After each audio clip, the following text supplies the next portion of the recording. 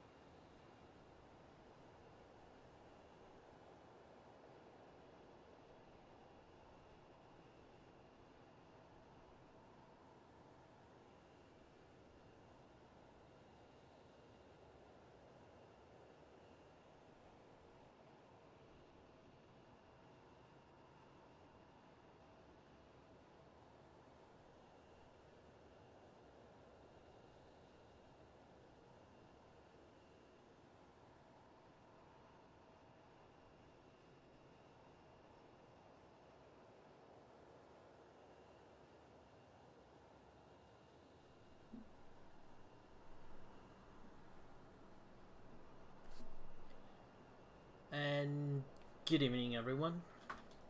So welcome to my channel here, and yeah, so today we're gonna have a very nice little flight. It's not very short, but it's like an hour 45 minutes on board this Zibo Southwest flight number 160, service from San Diego to Sacramento.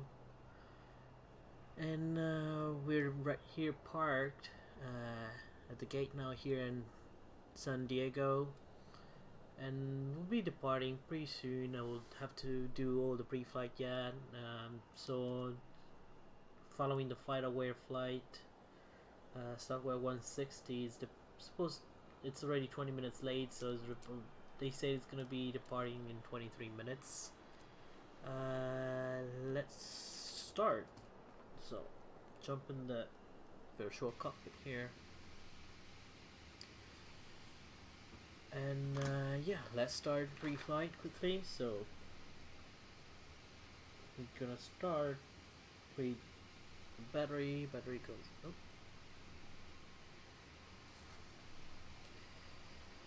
Okay, and he does that every time I turn on the battery. Covered and closed. Standby on auto and close. Oh, wrong. Closed. Let me actually change the view. So I still need to work out a little bit my view here. Oops. Wrong.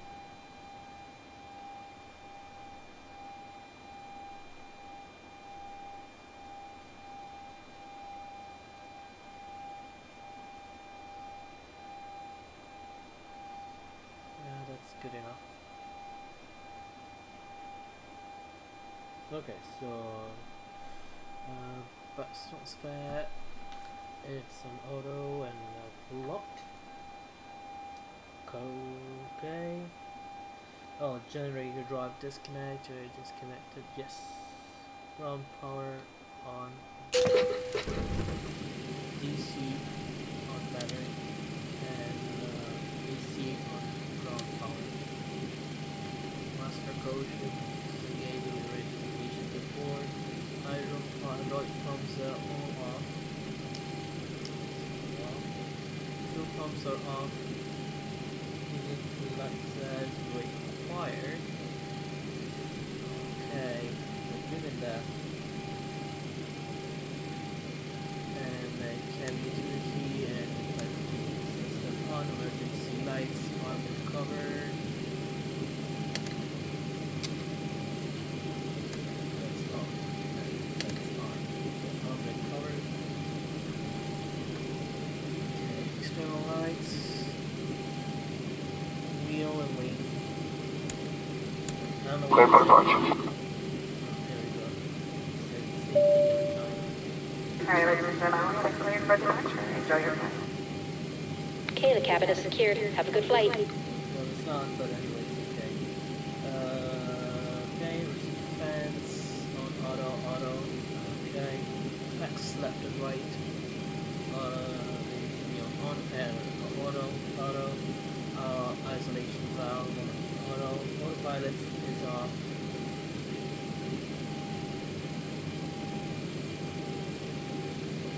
Speed brake is off, fire selector. Okay.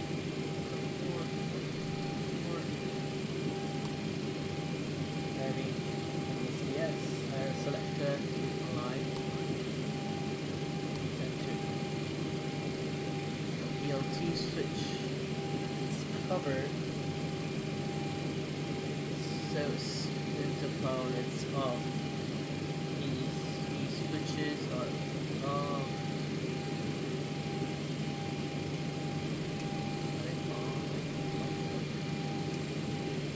Oops, no.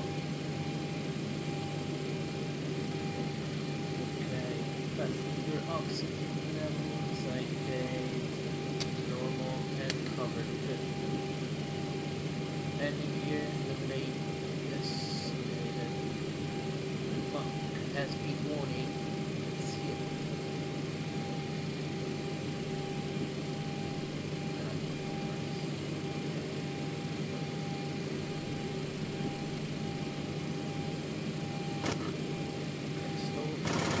Slow one is great.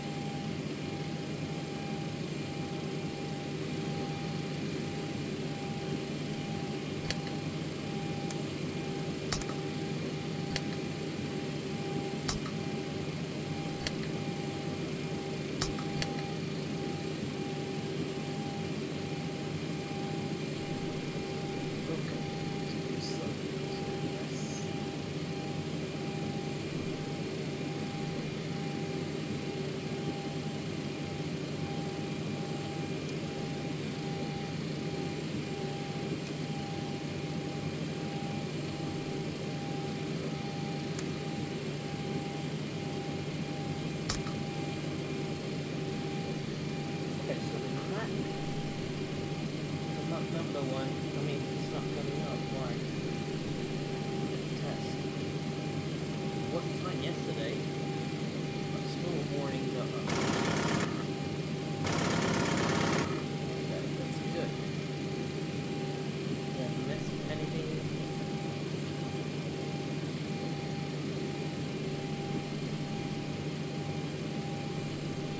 Let's see if I missed it. Do it again. Battery master switch on. Generator drive, disconnect.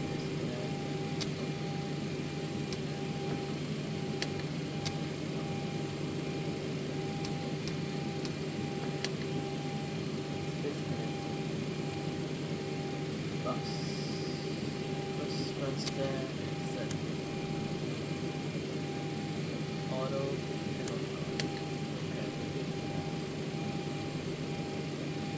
Power is on. AC. Battery, okay, AC, and it's on ground power. Master code, I mean, again, hydraulic pumps or off. Pumps are off.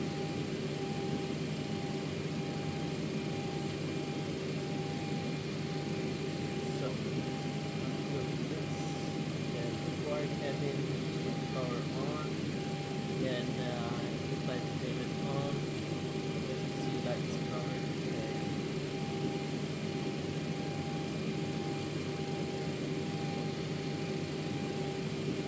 Fans are auto, fans, auto. Isolation valve, auto.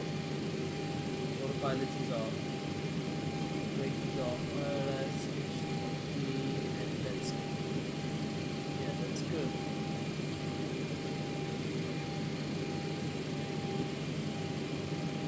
BLT switch off.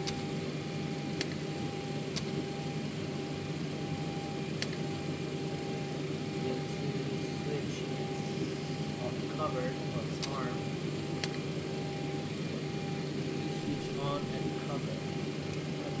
Okay, how about this? On.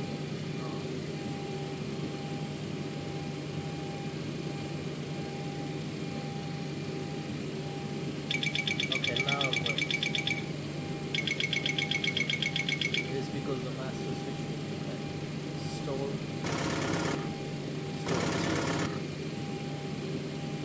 Position that steady. Turn on the logo. Okay, and there's 4 minutes to go in there. Let's see if we can.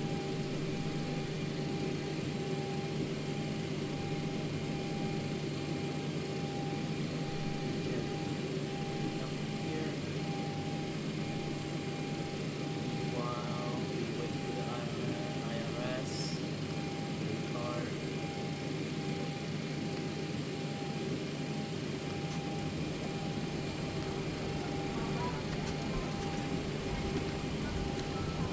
American Airlines 1. American Airlines 2. 1, 2, 3, 4. United 1. United 2. Southwest 1.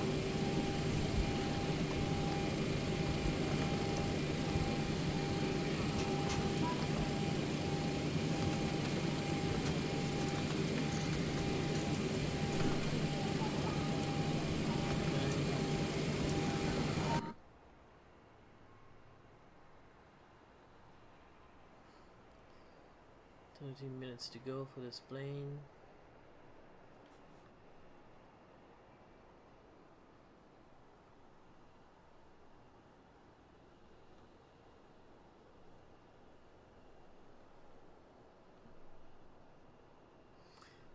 That's the plane that's supposed to land pretty soon actually. I think so. Yeah, it's the WestJet 720.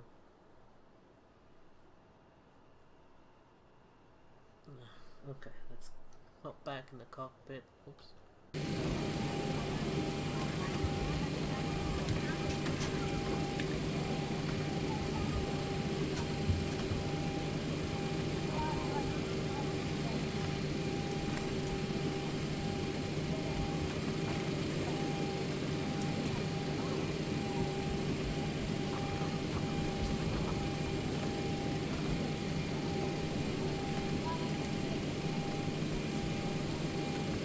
To go.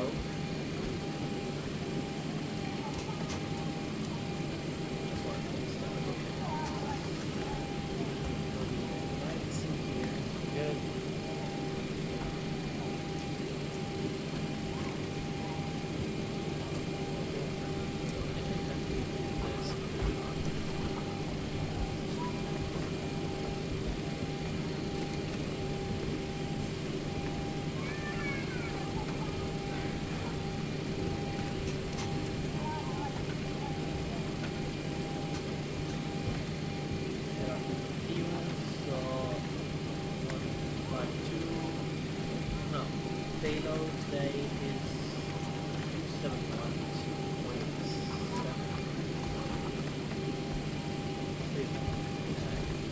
And fuel will trigger 15215. Okay. Give us takeoff weight of 123.6. It's around what I want. And CG's 24.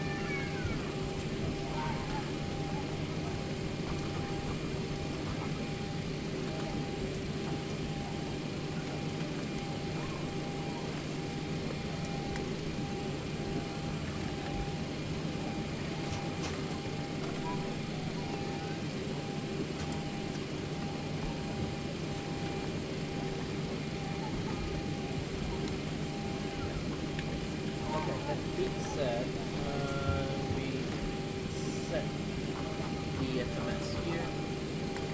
So route KSAN J Sierra Mike Foxtrot Sacramento Southwest 5 miles by you'll see that landing down 16.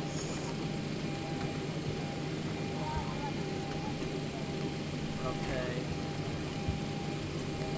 Route that we have today, it's going to be easy, so we'll be departing using the address 2 departure and EHF point, and then new ride,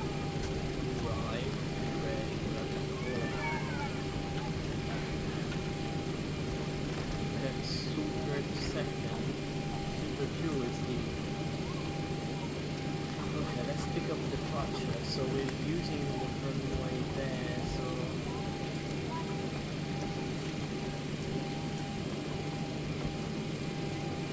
we're using targeting 2. It's going to be runway 7. Just make sure that's the runway they're using, yes.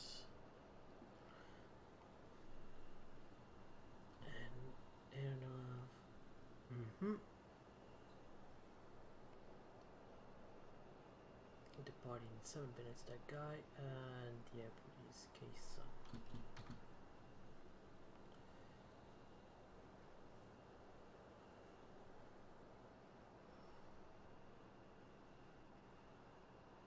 Yeah, we'll use runway 27 because also the weather, where am I?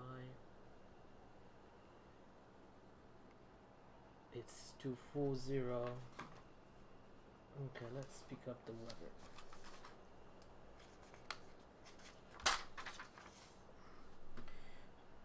(240) at 7 knots and 22 degrees and 16, and then we have an altimeter setting of 298. Let's see this guy landing. I wish that Squawk Box or anyway VATSIM had a better library for explain. They're pretty disgusting, to be honest.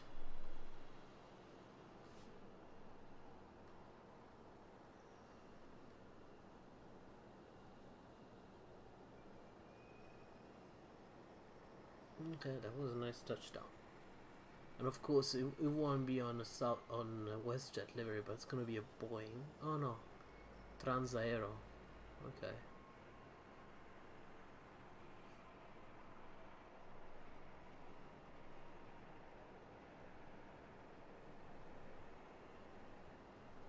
But time to go back to us. So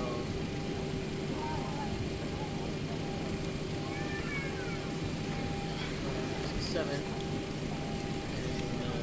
EHF.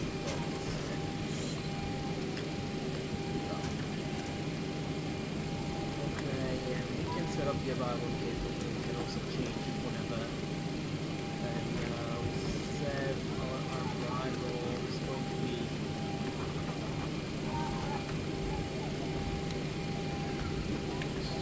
Super 2.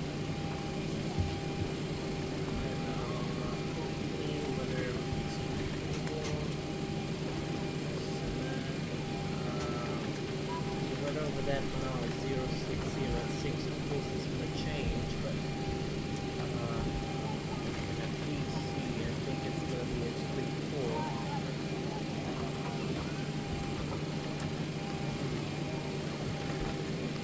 You can leave it for later. I'm not sure yet. Oops. Oh, he's coming here. Continue with the flight plan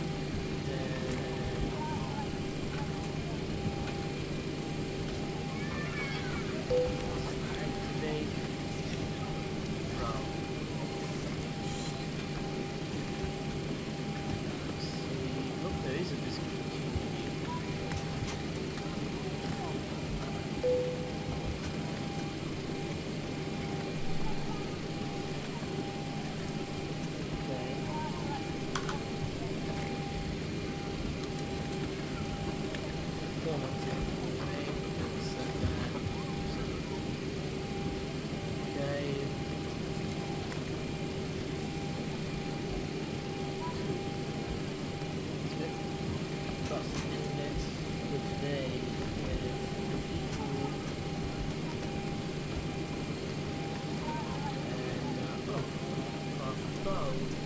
flight level 30.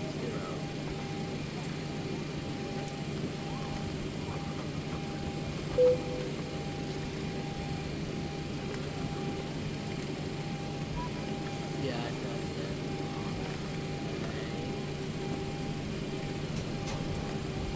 Speed. The long check before. Yeah,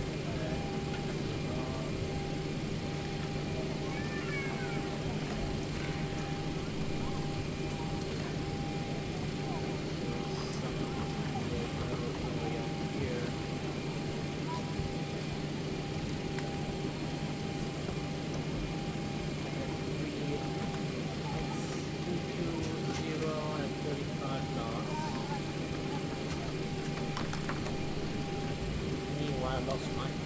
Oh, no, no. 0 at 35.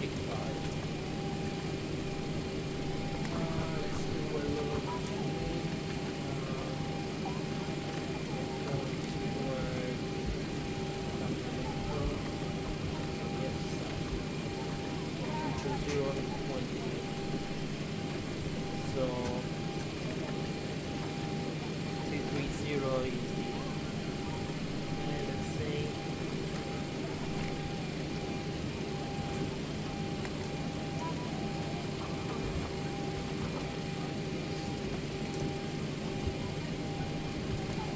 27 knots around here. Okay, so it's 230 at 27.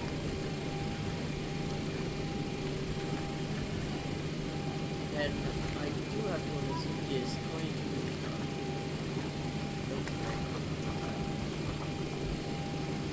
this is double climb of sun temperature. So if it's that, I need to put the one in here. Because that's all the cruising. So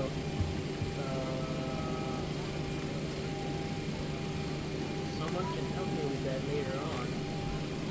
Actually, so it's 51 currently.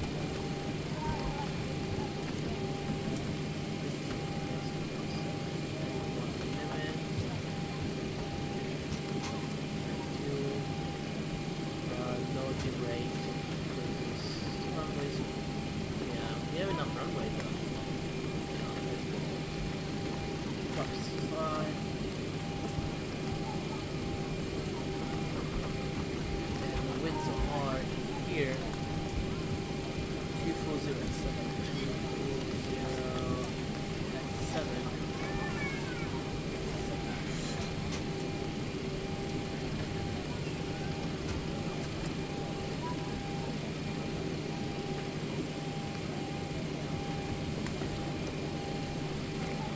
So that's set basically.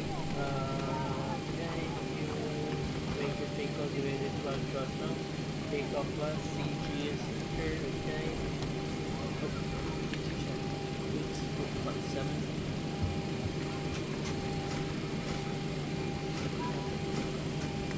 Select from that. Of these speeds entered, put it there. IRS, airline check, fuel jumper.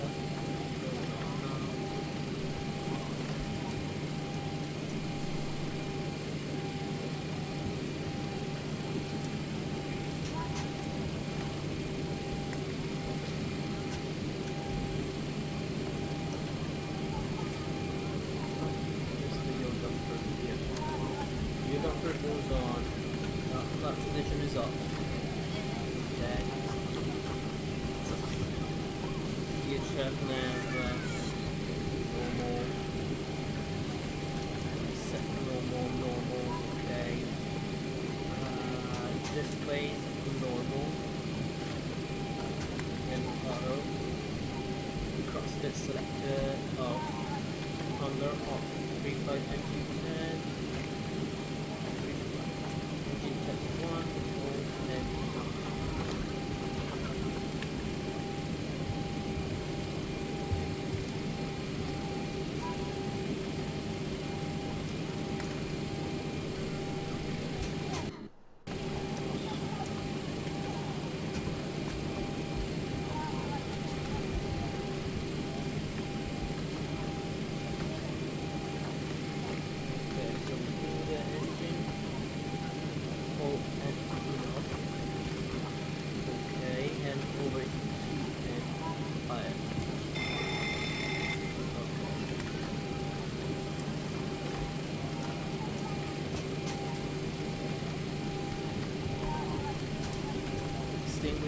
test. That was good. GP. Okay, GP works. Next. Here. Flight slow. Pull up. Wind shear. Wind shear. Wind shear. Terrain. Terrain. Pull up. Obstacle. Obstacle. Pull up. Airspeed low. Okay, good. Because ATC. Adjust vertical speed. Adjust. Climb. Climb now. Climb. Climb now. Climb. Crossing. Climb. Climb. Crossing. Climb. Climb. On. Climb. Clear of conflict. Descend. Descend. Descend. Crossing. Descend. Descend. Crossing. Descend. Descend. Descend now. Descend. Descend now. Increase climb. Increase climb. Increase descent. Increase descent. Maintain vertical speed. Maintain. Maintain vertical speed. Crossing. Maintain. Monitor vertical speed. TCAS test. Pass.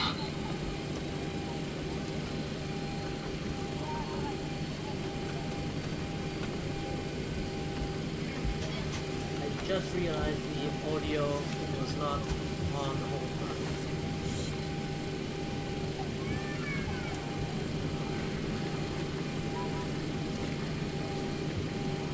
Okay, so we can change this back to a normal mode, standby.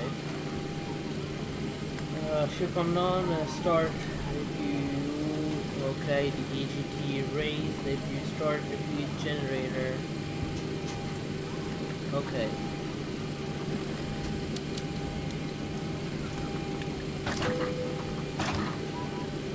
Generator on, standby power, okay, bed no.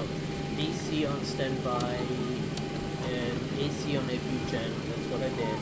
Ground power disconnect. Equipment cool, normal, okay, fasten seatbelt, set on auto, actually set on 1. Window heat. Please make sure you're in your seat with your seatbelt securely fastened until you turn that fasten seatbelt sign off so we can do these consultations. Fasten seatbelt sign on, window heat, okay, window heat are on.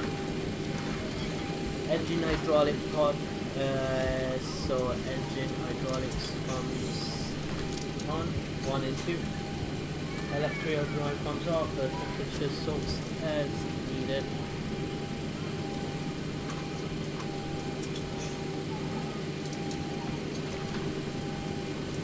Trimmer goes on, trimmer is on, okay, and temperature needed, super fan, auto, air conditioning on, auto, isolation valve open, and engine bleed, 1, 2, on, APU bleed goes on. Cruising altitude 380. 5 and landing. Oh, I need to check with that. Yes.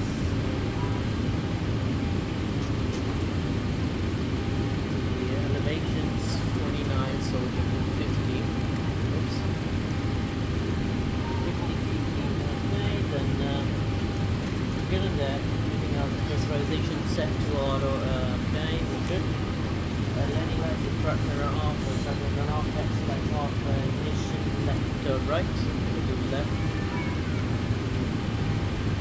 Then set on auto, it will anti-collision lights on.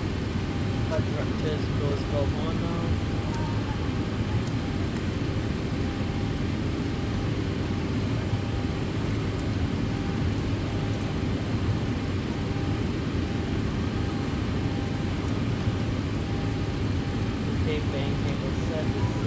Autopilot engage bar up, minimum reference radio, okay, some radio, 5 vector, barrel reference, altimeter set to NH, and then that was 2987.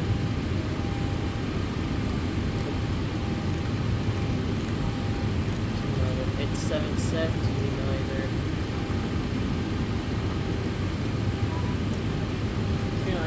27 India 2. Okay, you are now on course. So it's gonna be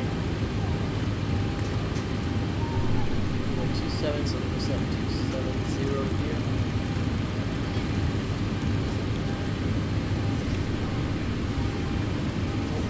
Okay, traffic is needed, weather radar goes on. Oh no, right here. Pre-flight, otherwise it's gonna flights, test 1 and 2, 1 and 2, good. System lights, 1, 2, oh no. First step, and right, and then back and right. Flatbed covered, okay, and these are all pre-covered. Landing gear down, okay, reject takeoff set. Auto brake set, so it wants left turn auto, and yes, it's on auto.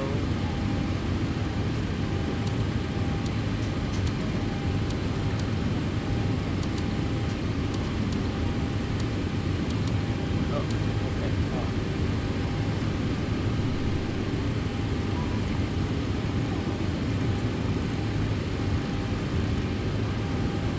Oops, what did I change?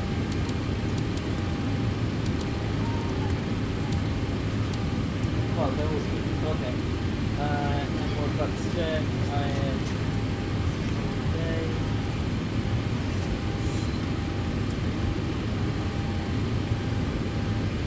Auto throttle is armed.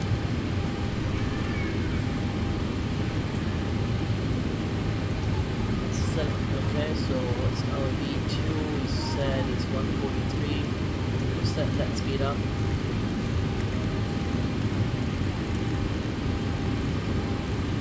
146 set.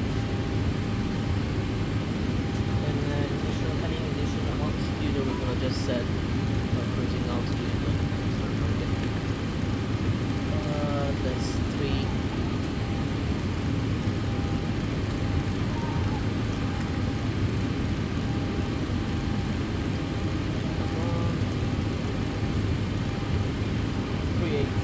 Set here. Taxi takeoff reach. Oh yeah, we have charts here. Clearance, so we already obtained. Fuel pump. Now they go on.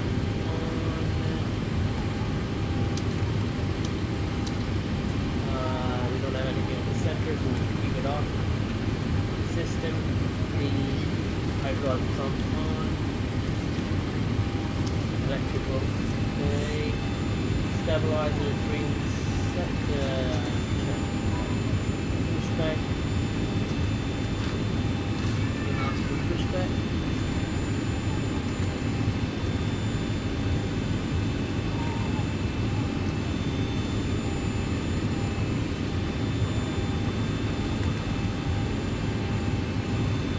Also, so we're gonna have to push back inside a little bit. I think it's not that easy. Where are we situated? So that's the, I think that's the first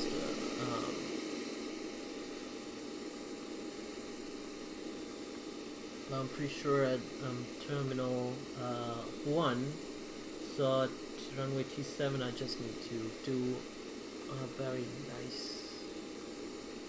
Okay, I'll do like this and then push up and tow.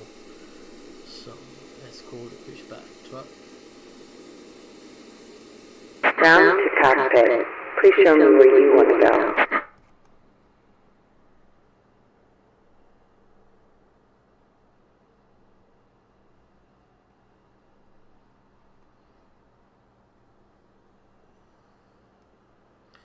And this will give enough time to start up the engines too.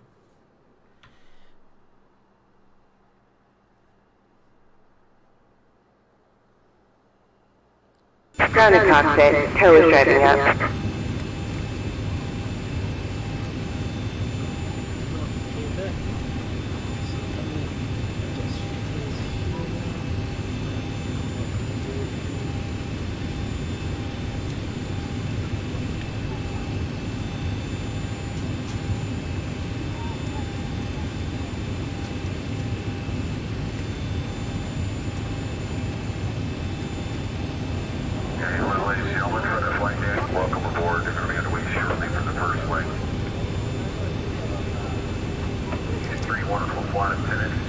your attention as we push your taxi. They're going to give you plenty of attention en route.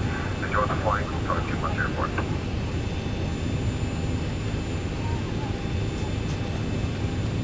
Okay, all doors and hatches are closed.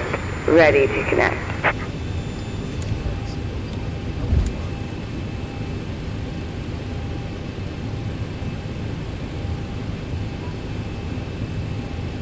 Flight attendants prepare for departure. Craft check and all call. Thank you.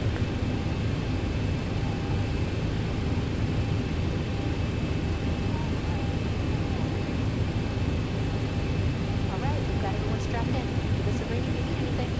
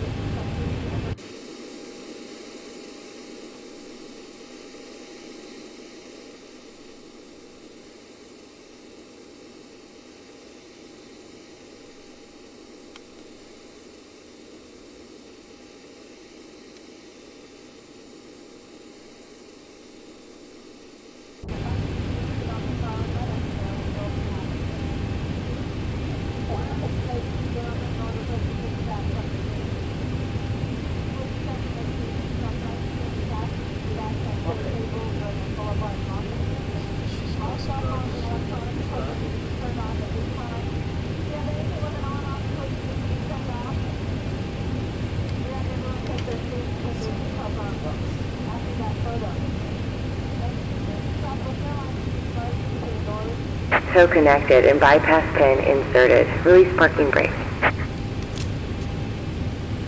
Starting tow, and you may start engines. Okay. So that's and engine start on the ground.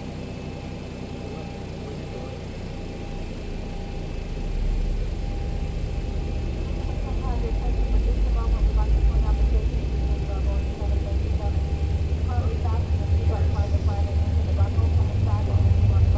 Ground.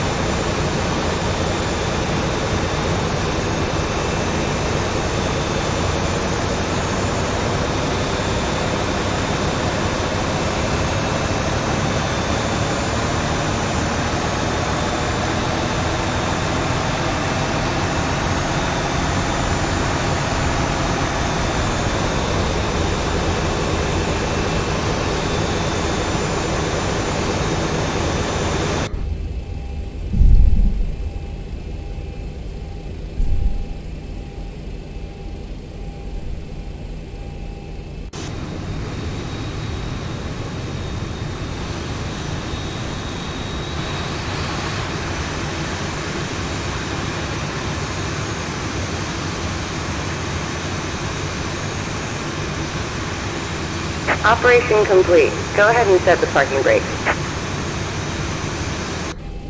Set the parking brakes. Okay, park. Disconnecting tow. Stand by. This now.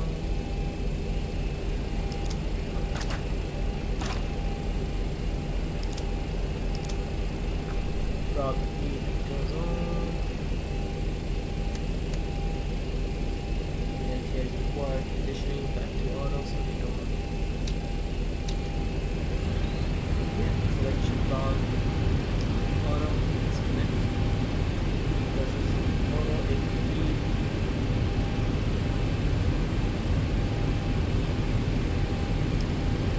Meters on.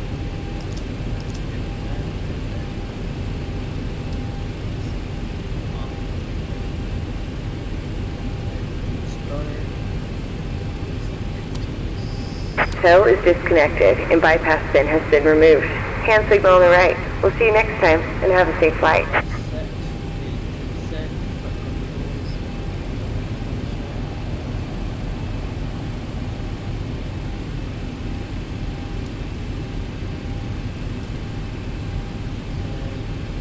Left, right, lock, down, rudder.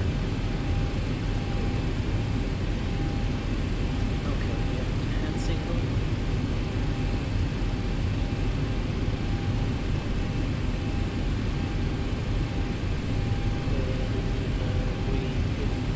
Let's goes on.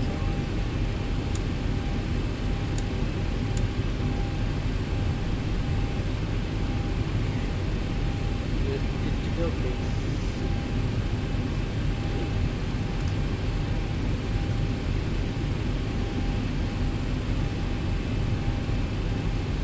I think we'll be leaving a little bit earlier than the other. Park brakes off. Let's do a brake check. Okay.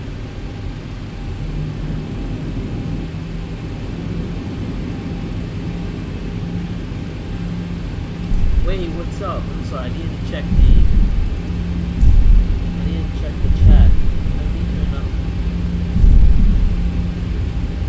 This is that stuff.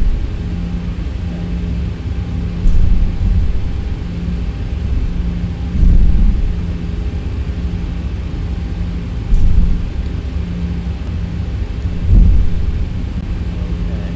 Good now? I hope so. Okay, so we're taking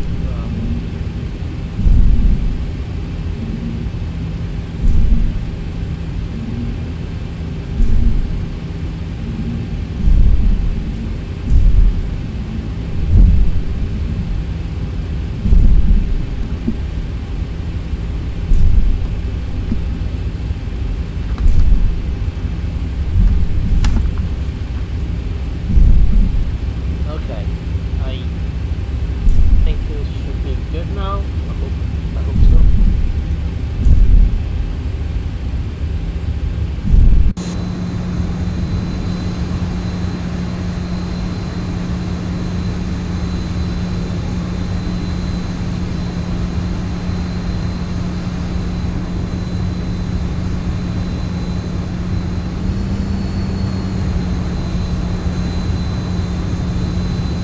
Is it that low?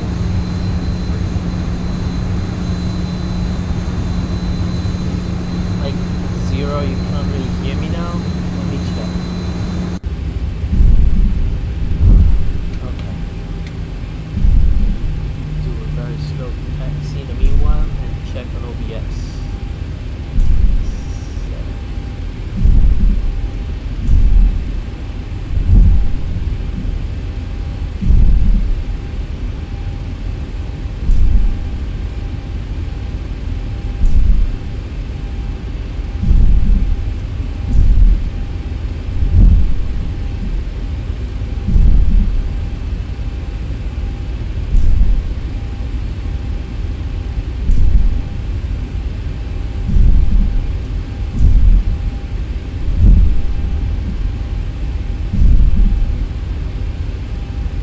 Okay, what about now? Is it better?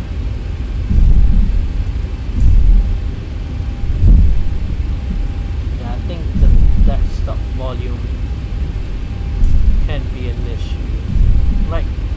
Okay.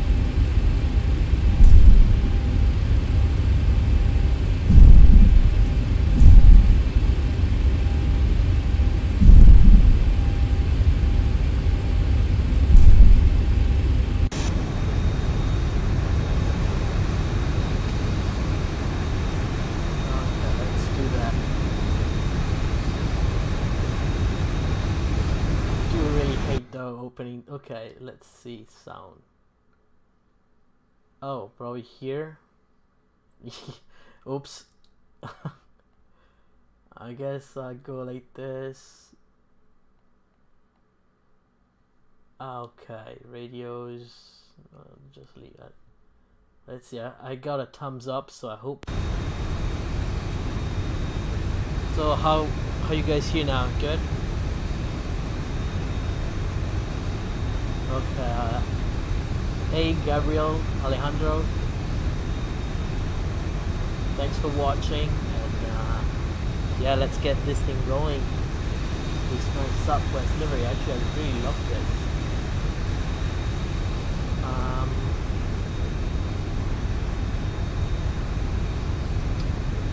Hey CJ, so is it better now? Can you hear me? Let me see. Basically, oh, much better. Okay, that's better. How's everyone doing?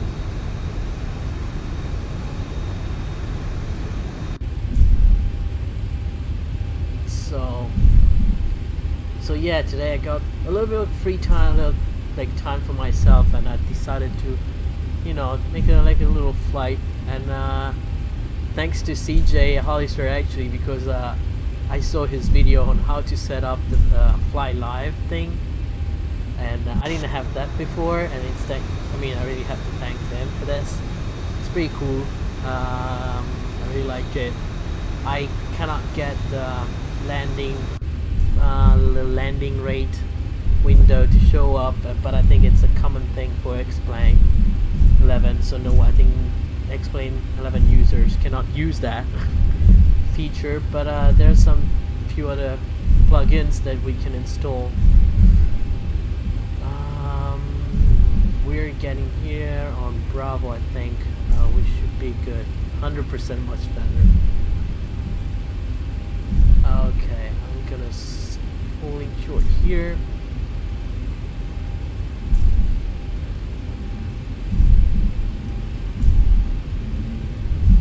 And do the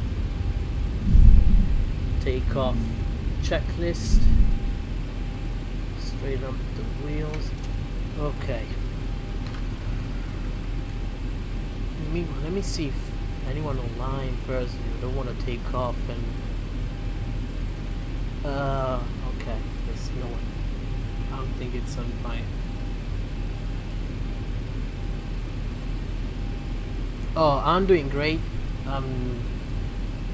My voice went a little bit down these days. I do not know exactly why. I didn't go partying or anything. I just have my voice going down. But I hope you guys can hear me.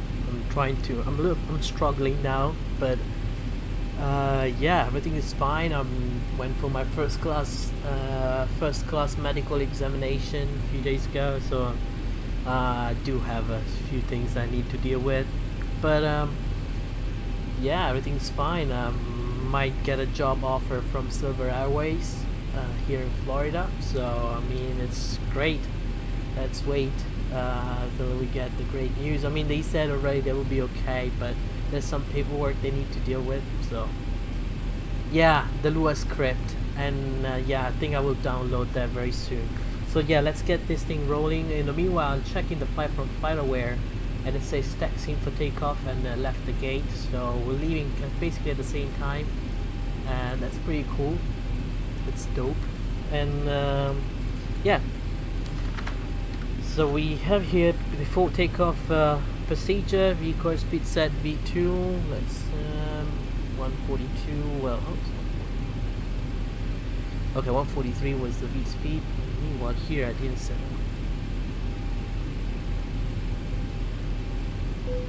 Oh, wrong. FFC and progress. Okay, taxi lights goes off at this point, and off. This one goes off. Landing lights goes on. Position steady and strobe. ATC on. Okay, and here it goes on Tada. Weather radar is on. We did it before. Set runway heading. We did that. Flight directors both on, and we good. Are you doing any videos today, CJ?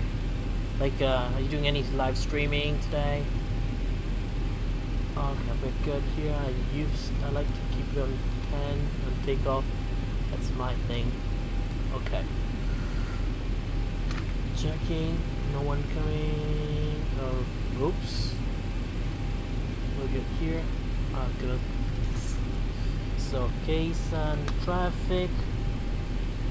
Line up and take off. Runway 27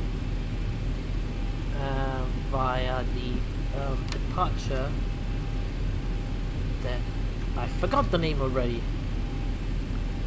It's something with a P, but no, oh yeah,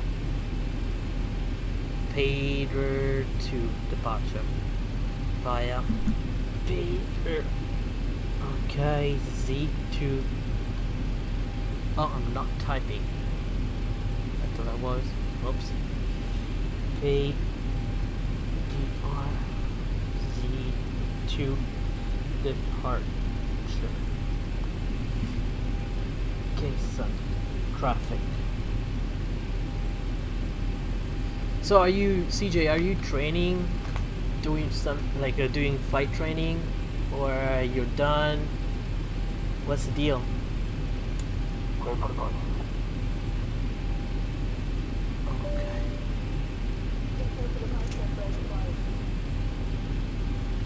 Okay, the cabin is secured. Have a good flight. Thank you. Get rolling. You see me rolling. Okay, no, that was very...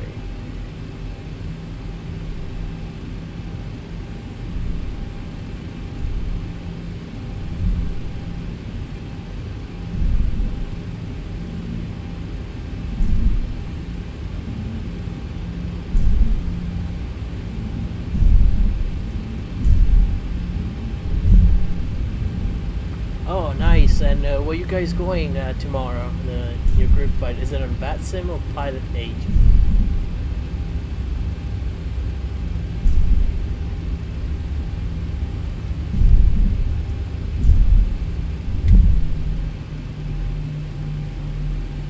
Oh, when he does that. Okay. We're good.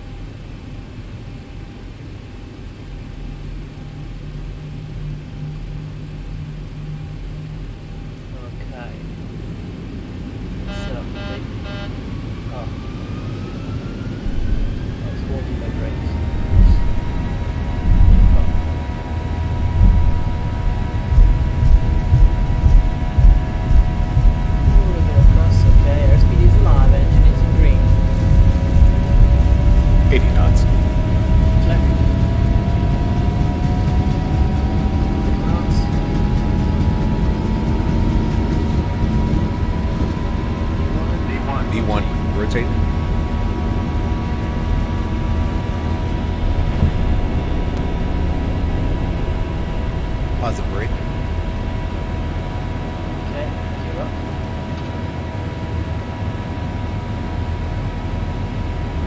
Big boy.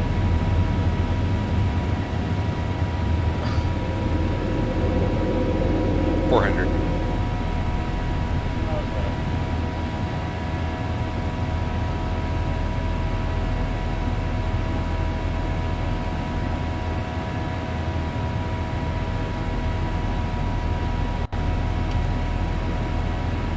$1,000. Okay, let's do this.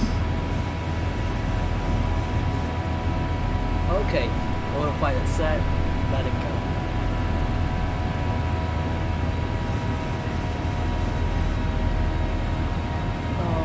So, okay. So you are in flight training.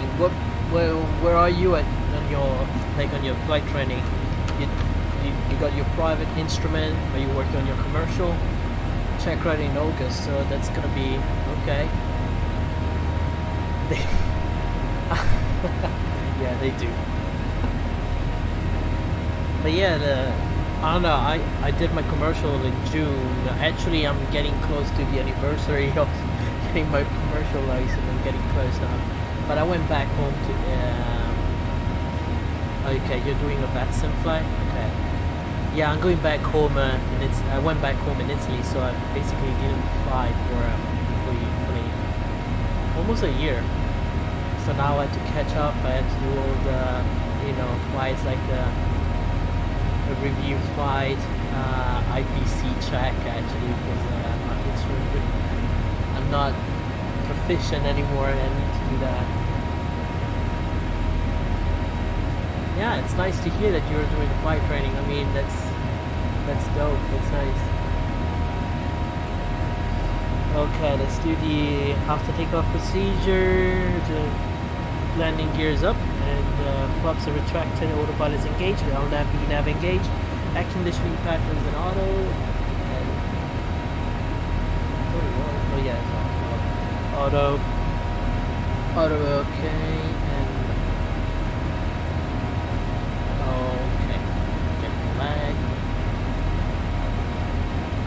Like my legs are not that bad, but it's like it gets stuck. That's okay. Crossing the clouds here. Let's see if I can get a.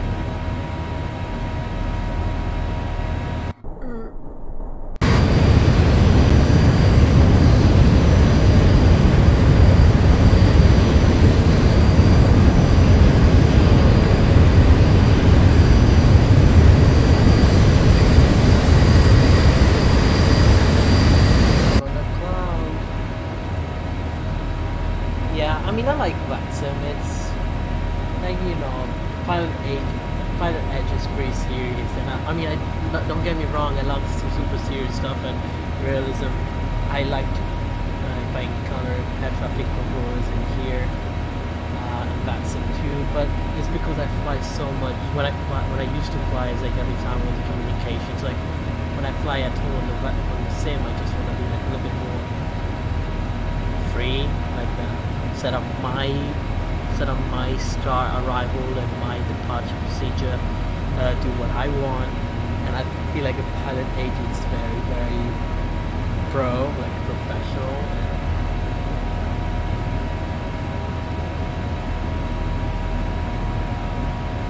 Okay, so you got your private pilot license. I mean, yeah, qualification wise, okay, but it's not a race. Everyone has their own pace, and someone started earlier, someone started a little bit later, and I mean, as long as you start and you start somewhere, that's the great news. So what's your expectation? What are you what you think you wanna do? You wanna just get your private, or you wanna get your commercial and then move to the to the airline, or what?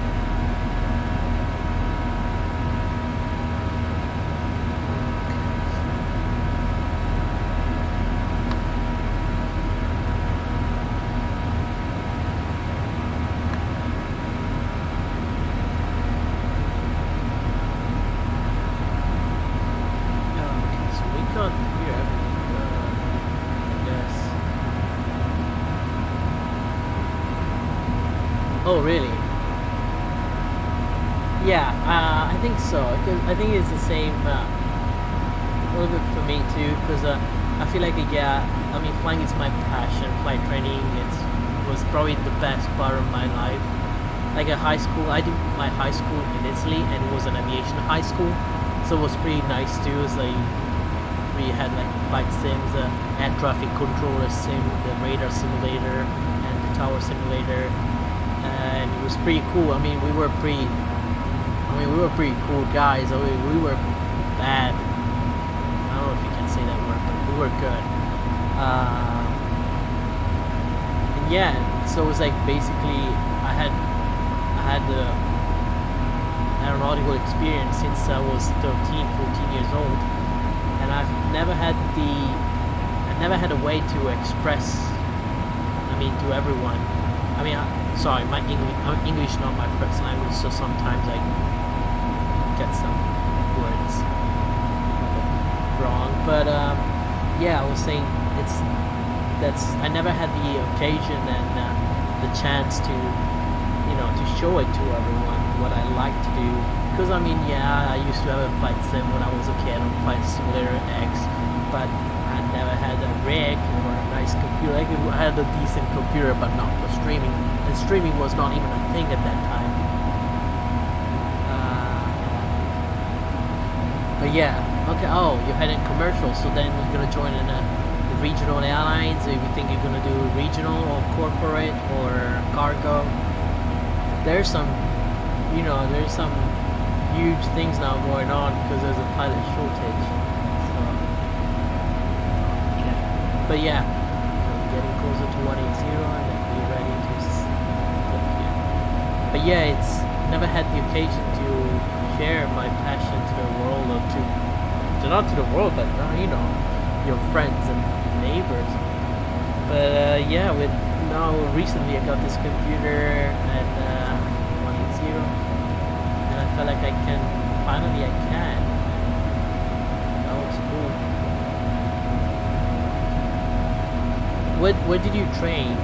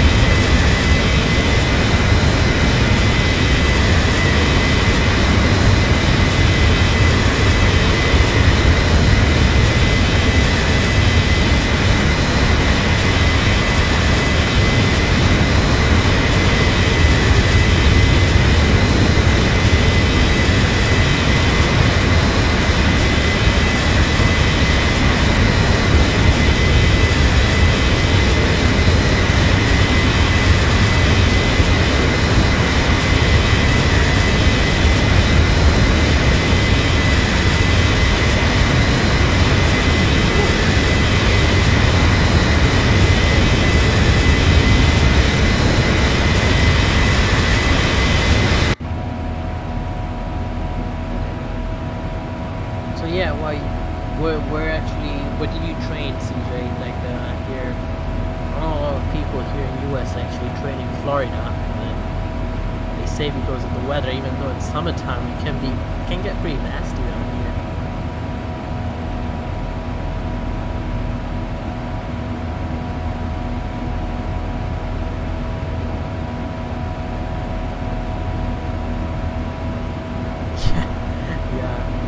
Yeah, that is true. Well, yeah, there's some cargo airlines like Ameriflight, and they do hire with only $500, and they let you fly like the Beechcraft or what was the other one? I think the Metroliner, the Embraer 120. If I'm not sure. Yes, but yeah, and then they have a pathway to, and you get pathway to from Allegiant, and I think Frontier and UPS, something like that. You get to fly with them, DHL, UPS, all these big cargo. You get flight benefits, that means you can fly in, flight deck with a UPS flight, and it's not bad. I don't know, like that. Oh, Montgomery, Alabama, so, okay.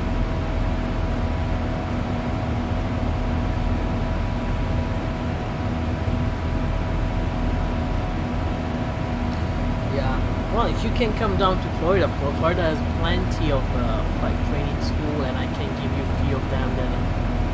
suggest you a few flight schools here around. They're not, I mean, yeah, they can be pricey. It depends. I mean, I will never go to Embry-Riddle just because I don't need a degree right now. So it's something I can work later when, you know, there's like a lot of Liberty University that can offer you degrees. But Embry-Riddle was way too expensive for me. I mean, don't get me wrong, it's an amazing school. I mean, they're pretty good. Probably one of the best. But I went in a flight school here.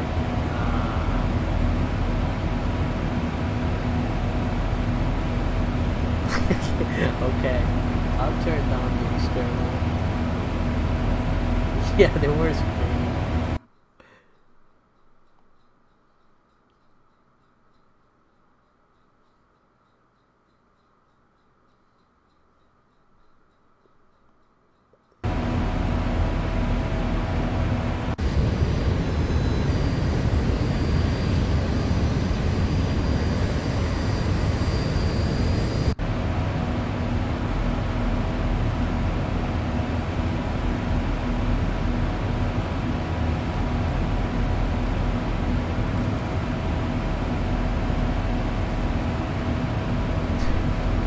Turn it down a little bit, so let's see. But yeah, thanks for your suggestions for all your information. That actually are pretty valuable because I don't get to have a lot of people actually suggesting or like giving me advices and stuff. So that's cool.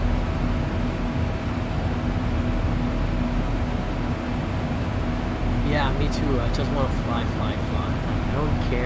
I don't care about the paycheck. I mean, I care. Okay, I would care about the paycheck a little. Yeah, what schools are in Florida? Well, there's the one I went to. It's called Epic Flight Academy, and they have Cessna 172 brand new. They're actually changing the fleet again, like they're putting brand new aircraft, Cessna 172s.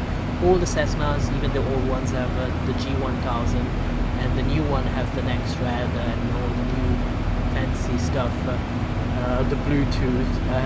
One of my friends, Fiona, one of the newest one that they just got at the beginning of this month, and it even has the Bluetooth on. And it's pretty cool. And all the synthetic view, so you can actually shoot an approach by looking at this at your primary flight display.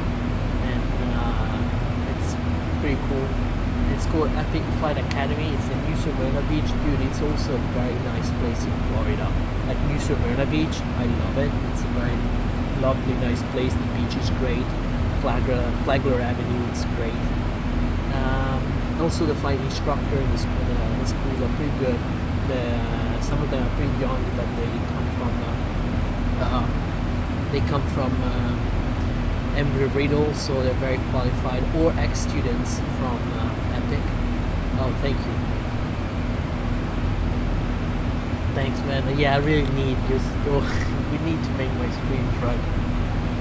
I'm about to order the green screen so I can actually have the webcam on so people can see me. Because the first videos I did, I had the camera on, but my OBS was not recording the microphone. I don't know how, but it was not recording. Now I've done it right. But yeah, coming back to the flight school is pretty cool.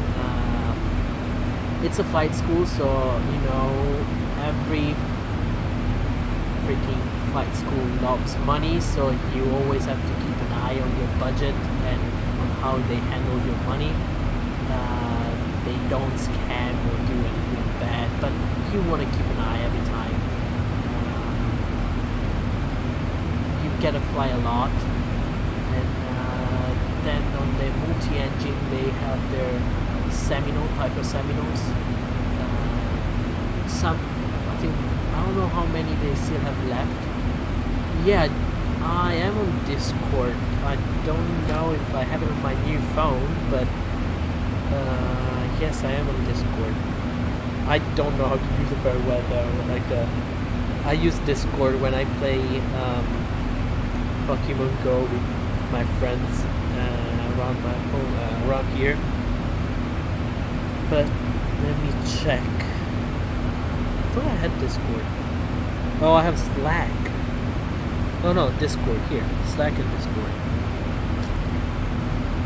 But yeah, and then there's another school. It's called Phoenix East Aviation. They're not bad neither. And the other one is L3 Academy. L3 Academy is almost like an Embry-Riddle. They're a little bit more expensive, but they're super good. And they're a very good school. And Silver Airways hires people from there. And also, if I'm not wrong, you do your flight training, you get your CFI, and then they will pay for your CFII and MEI, so you get your hours. And otherwise, there's I heard this flight school. It's called Falcon Aviation. It's down near Fort Lauderdale area, and they basically, if you have your commercial, there's this program where you can be a CFI for free. They will pay for your CFI, CFII, and MEI, and but they will basically want you to stay with them for 1,400 hours.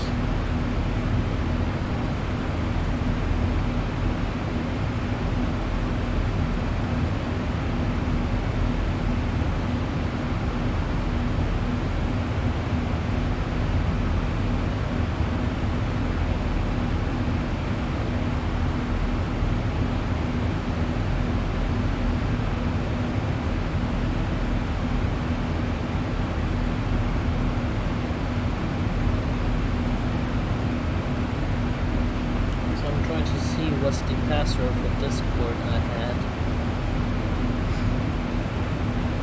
Oh no! Login.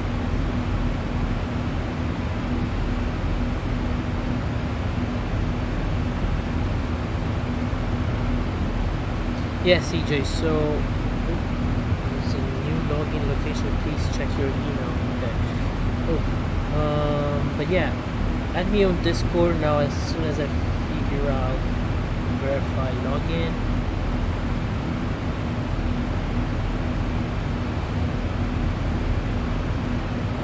Okay, no.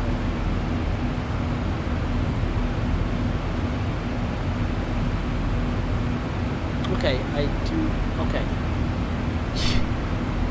But yeah, you can shoot those schools to me, and I'd like to check them out. Yeah.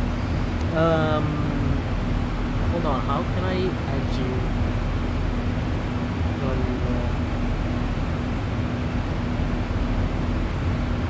how can I add you? Yeah, CJ, can you tell me how can I add you actually?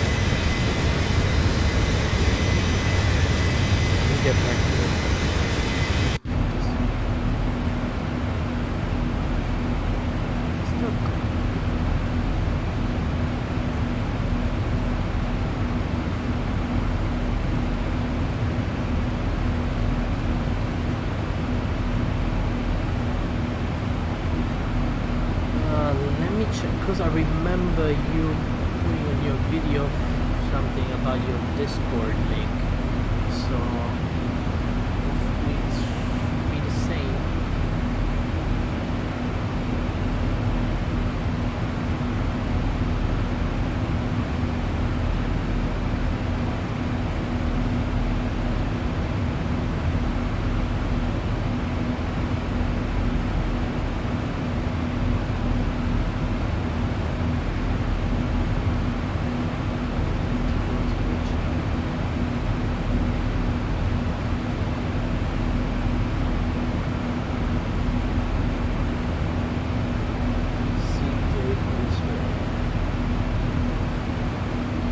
also I need to make a logo for my channel. I need to do, you know, a lot of things. The cover.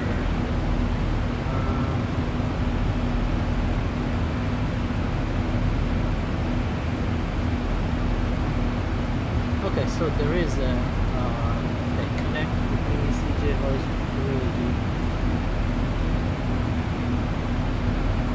So what should I do? I should ask for one of my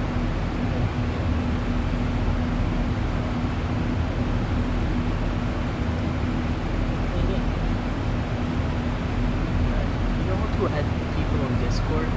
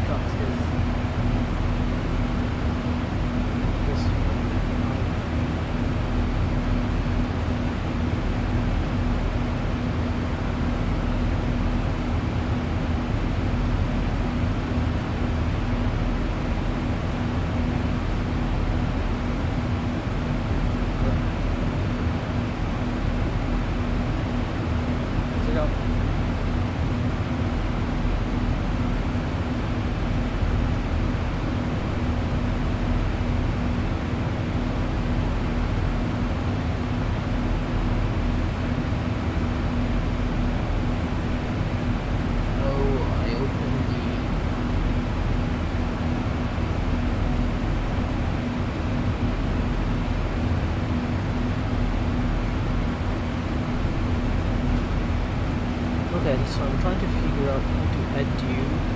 So there's add.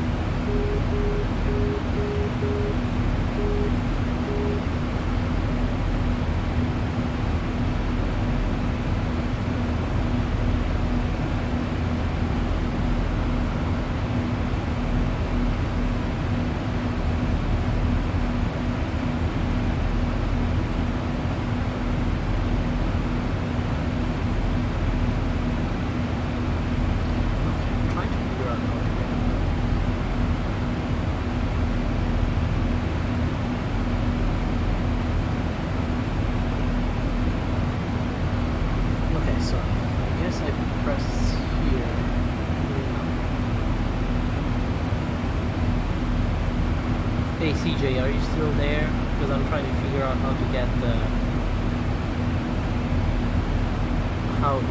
this thing work. Like how to connect on Discord. So do I press what? Filter options, no.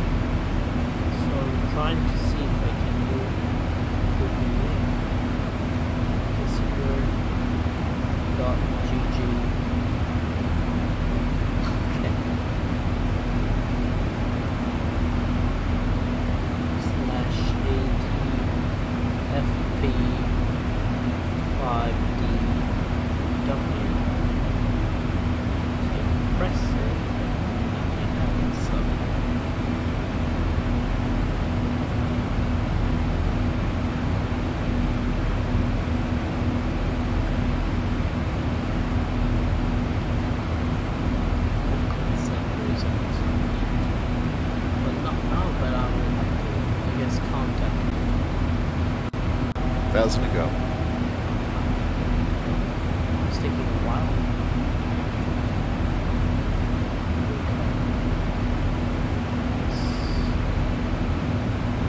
So it gets right timing.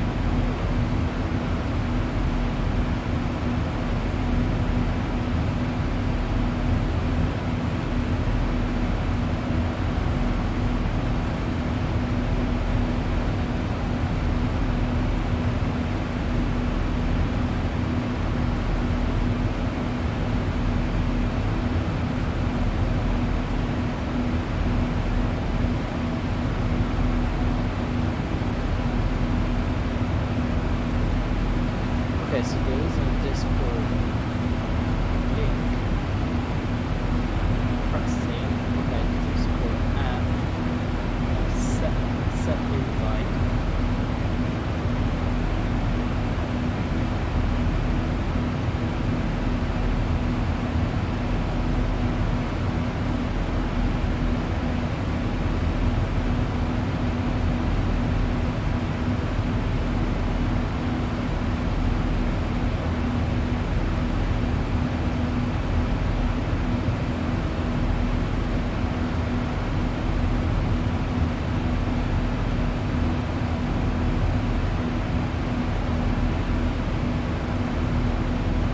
So,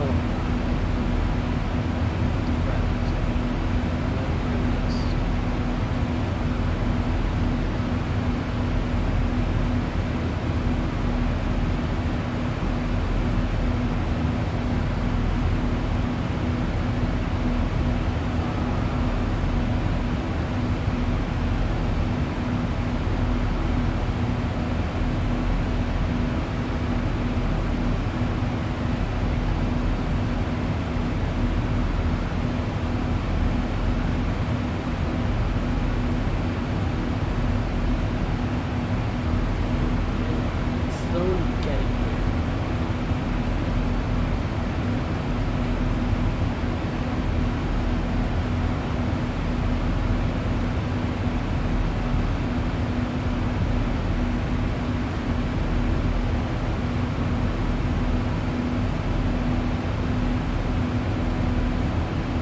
No doubt.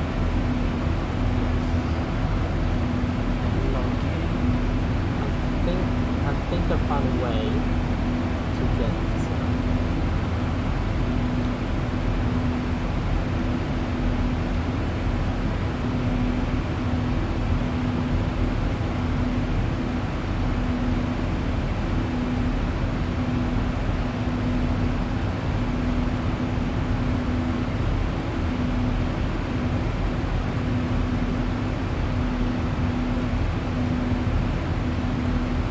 press it now and see where it goes. Right. No. Okay, I think I see something now.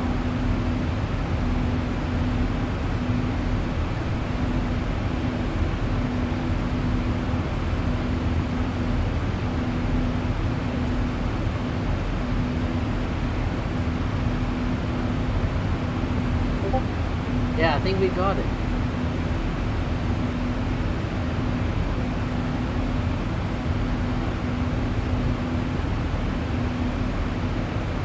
That only took, well, half an hour.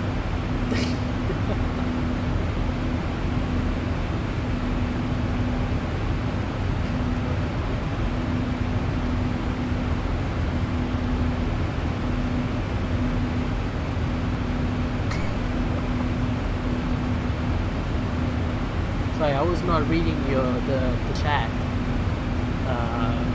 Because basically I was like so into like, okay, how do I get this thing to work now?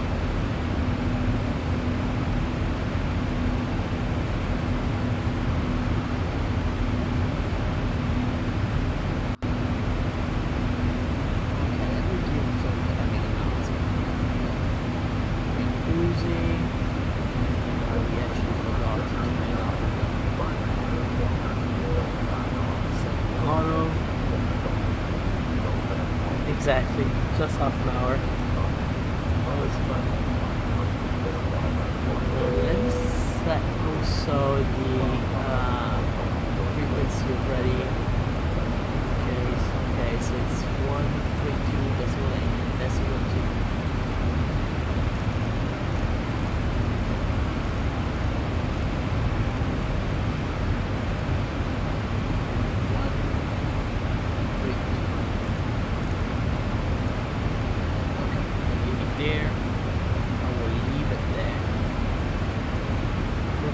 Text you the schools, okay.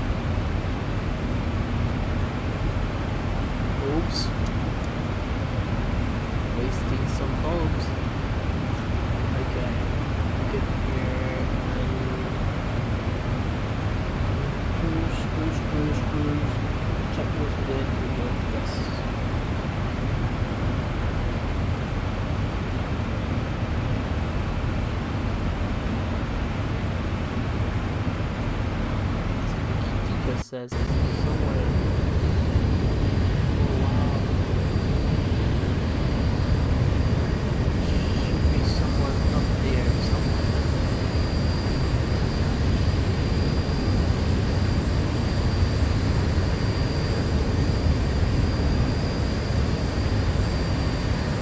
Nice, man. Yeah, let me know what you think. Epic Flight Academy, it's pretty cool. And also, you know, when you go to big airports like Daytona Beach, Santa, I'm telling you, when you have like an hour, like you have a schedule, like an hour flight schedule, you're not gonna be able to fly an hour just because it's like the airport is crowded, so you're gonna have to stay on the ramp, wait for delays, and taxiway behind the big plane. Meanwhile, when you go to Sacramento Beach, you have a big airport just for yourself because you're the only flight school there, and it's a municipal airport, so I think there's only Airgate Aviation that does flights to the Bahamas, like a little turboprop. I don't think even they have turboprops, but yeah, it's charter airline. But usually you have the runway for yourself, you get the whole airport for yourself, and yeah, they're pretty good. Staff is pretty good, friendly, and yeah, instructors, especially those, are pretty cool. It's always nice to help someone else, like to share my experience, and yeah, there's some bad comments, of course, in my flight school I went to. Not everyone likes it, not everyone dislikes it. Like, it's always very personal experience. A lot of people, in my opinion, they get bad instructors because every flight school has good and bad instructors, or maybe they're just not compatible. maybe he's a good instructor but not compatible. Because at the end, he's the instructor, you're the flight student, but when you're up there flying, you are crew. So you should be compatible too, in my opinion. And yeah, a lot of students, maybe they just like say, oh, he's a bad instructor, and then they continue with that instructor, even though they have the chance and the opportunity to change instructor whenever they don't feel like flying with that instructor. But yeah, I think it's pretty good. It's like a good experience.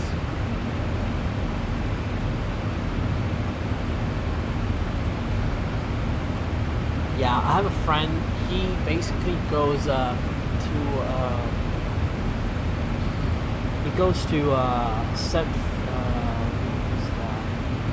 well, it's a school actually down in Fort Lauderdale, and he was telling me like they get a lot of delay vectors, because at the end you're a Cessna 172, and even if on our approach, for example, if they have a Southwest aircraft or Delta coming for an ILS or a visual, even for a visual, he will get priority. Like, you're a Cessna 172 cost, and it makes sense for them because it costs less to keep a Cessna 172 flying more than 737 and D80 or A320, so they will try to get prioritized the other. So you will see especially when you do, because us from Epic, we went to Daytona Beach a few times, just to shoot some ILS approaches, instrument approaches, and have an experience on a cross Bravo airspace. So we will just sometimes we will get delayed vectors because they will have to, we ask for a full ILS, and there's a Delta coming on final, and he's faster than us.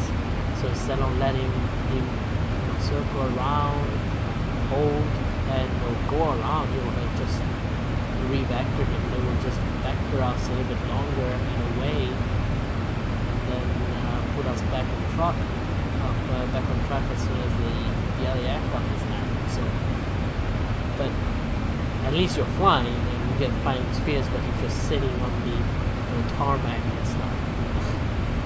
If the issue is because you cannot even depart, there's a lot of traffic. It's just something you want to consider. The airport. Yeah, Daytona Beach Airport is one of the busiest airports, I think, almost in the United States.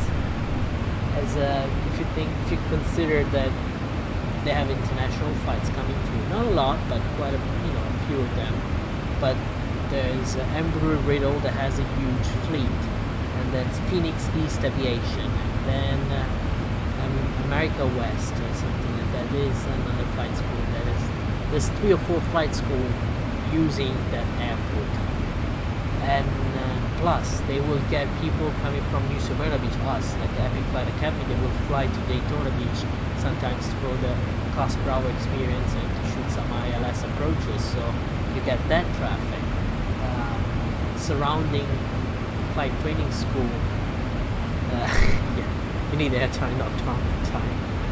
But yeah, like a lot of surrounding flight training school, they come to Daytona for the ILS and to shoot the instrument, to do the instrument approaches.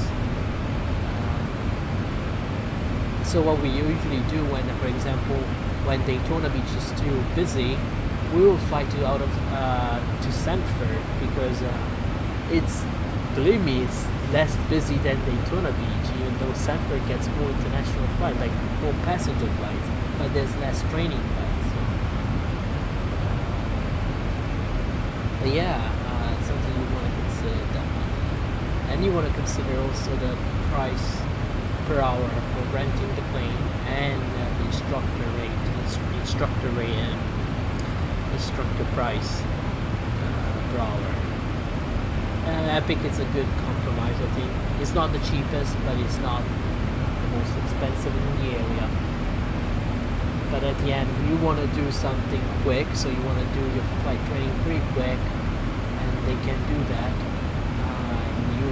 also have safety. That's number one. Epic Flight Academy never had a safety issue. Unfortunately, you know, Embry-Riddle had a few accidents, and one recently with their Piper Arrow that lost the wing on the air during the check ride. So you know, there's a lot of things you want to consider. Safety, I think, it's one of the first ones, and Epic never had an issue. They're very good at maintenance. They prefer to keep the aircraft down rather than flying and making money. And I think that's something people should consider a lot. Plus the G1000 is everywhere, except on the Seminole. Even though the new Seminole has the G1000, the old one still has the old 6-pack, and you get that experience. And in my opinion, I like the 6-pack over the G1000 on the Seminole, just because it is more straightforward and less detail, like a number. So there's a huge thing on that. Yeah, shoot me a message whenever you want, and let me know. See how many people are watching.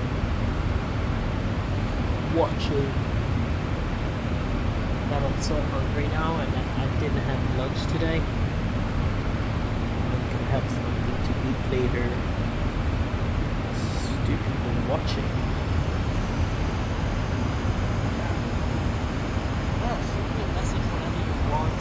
Oh, I can hear myself. I don't like it.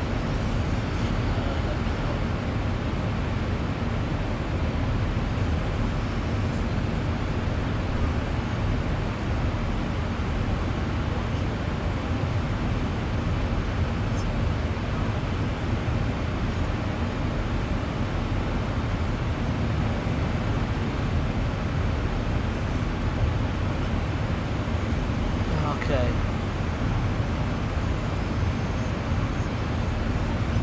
Be right back. I'll grab some snack food, something.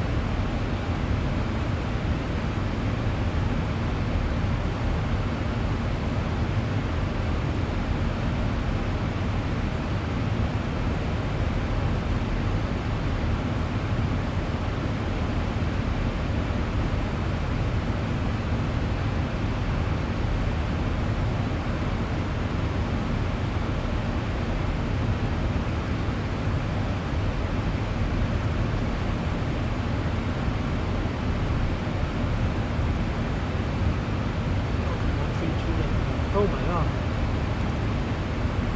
I have to contact someone.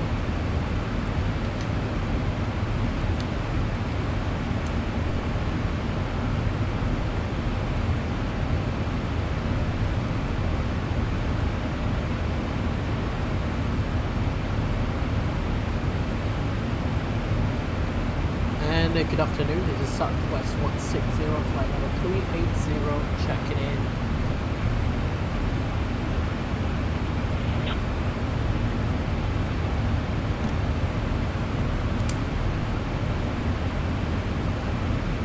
We'll set squawk 3257, Southwest 160, 3257.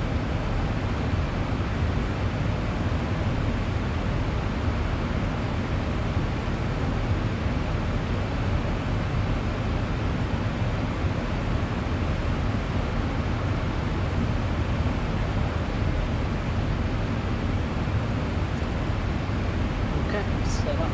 He didn't say I done, so. Hey bro, you can jump on with us tomorrow if you want. It depends on what time. If you guys tell me at what time, I'll be happy to do so.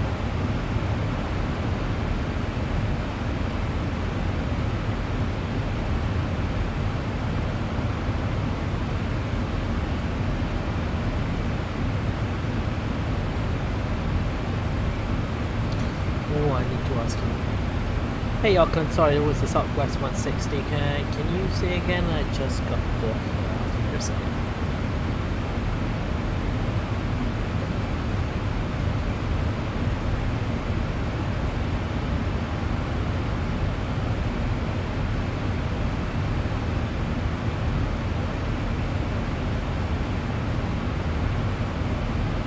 Okay, Roger. So we'll descend via the arrival to on for 16 right and 2975 minutes and 1 second. Thank you very much. So that's 160.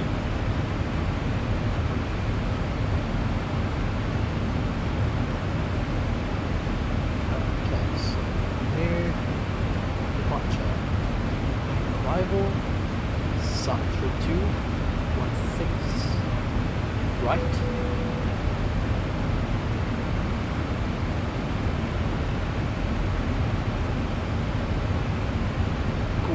Probably around 7:30 Eastern time. So, and where you guys thinking flying to?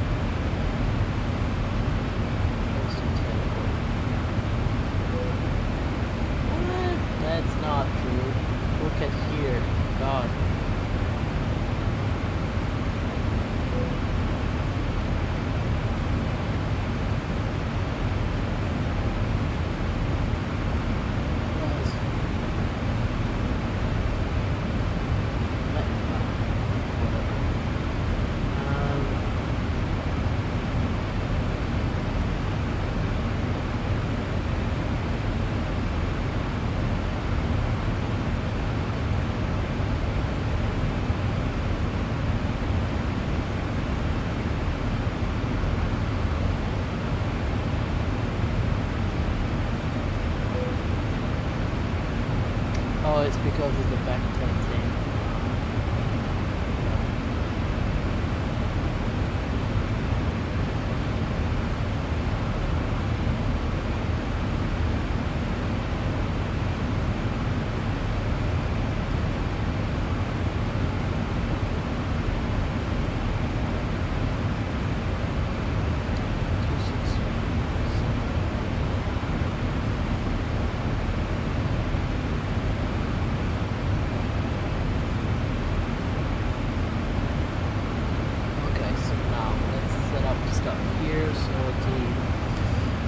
Approach brief. So the descent brief, we can do it later. Approach brief quickly.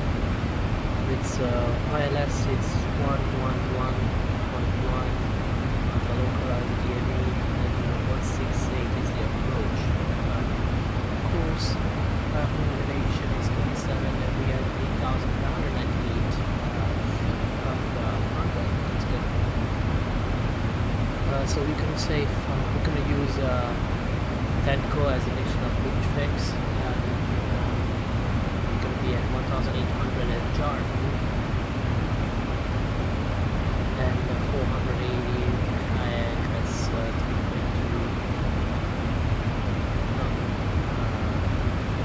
KSMF.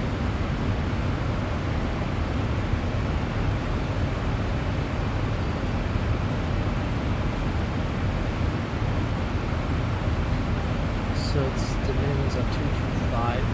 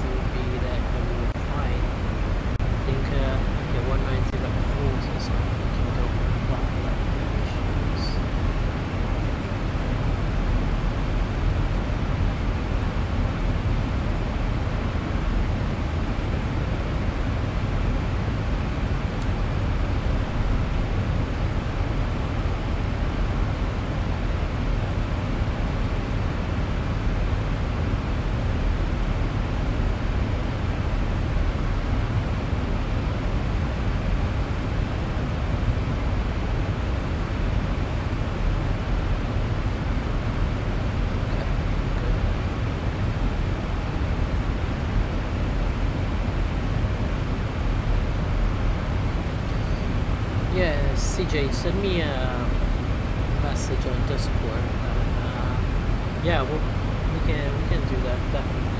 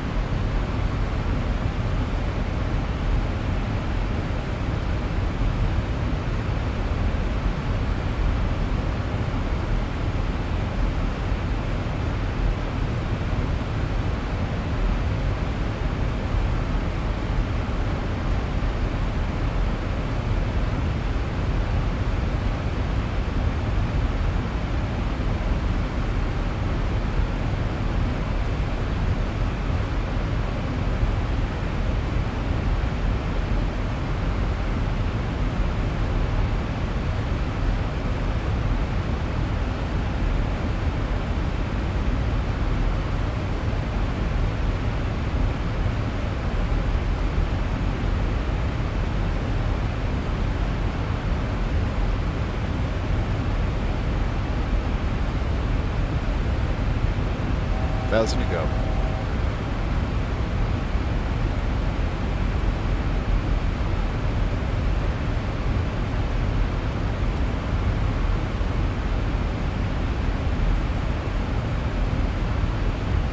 One 133.95. Thank you again.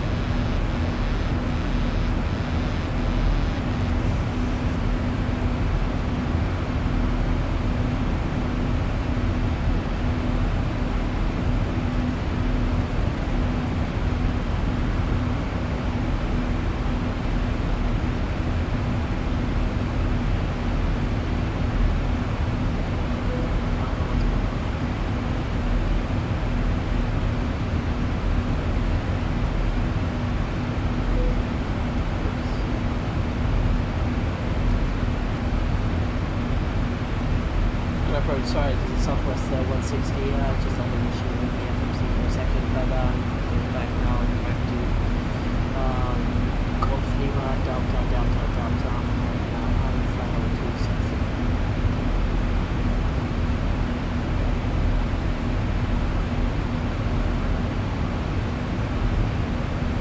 Actually got direct to Golf Lima, Delta. I was following the procedure, 232 procedure. For 16 right, but got an issue with the FMC for a second, and now I'm back direct to go for the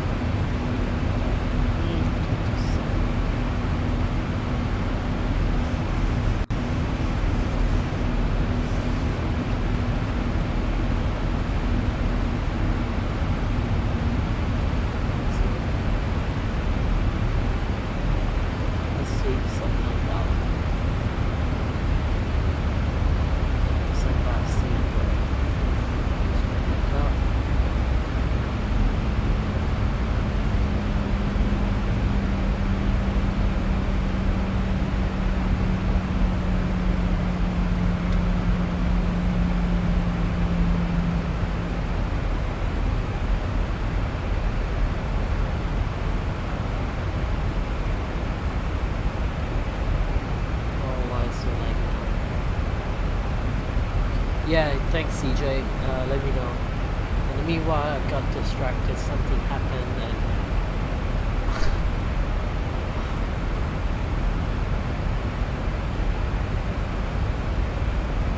now down we go, we go pretty down now.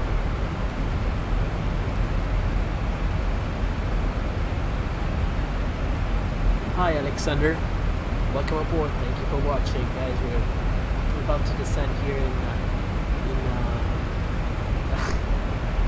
Sacramento, and we do have ATC giving us directions, and he actually told me to follow the SID, sorry, the star, but the arrival was kind of weird, like I don't know, it was set up here weird, because once you reach the waypoint, one of the waypoints, it basically went back. I think I had a, well, it's my bad, it's not the FMC.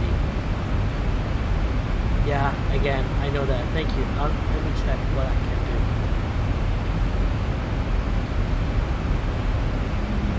do. Is it better now?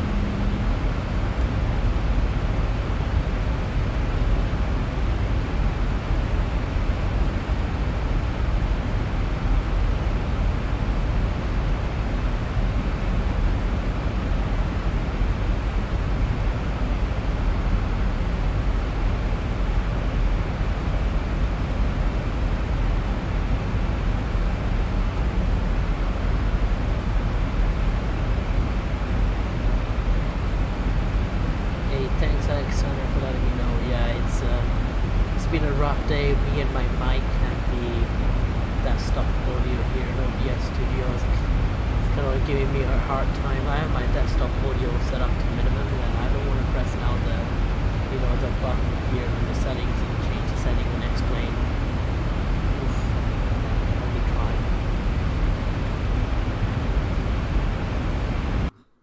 Okay. Ooh, okay, that's good.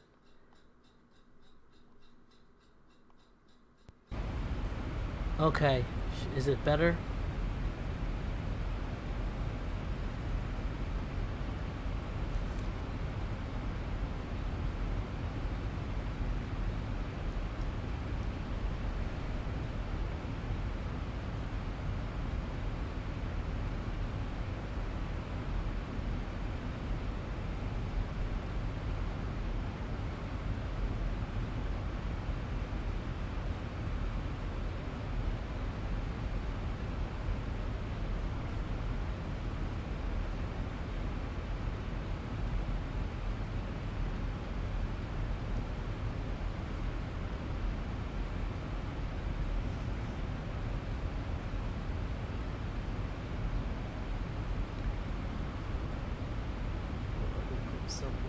Where? I should put it here. Oh yeah, I'll put it up here.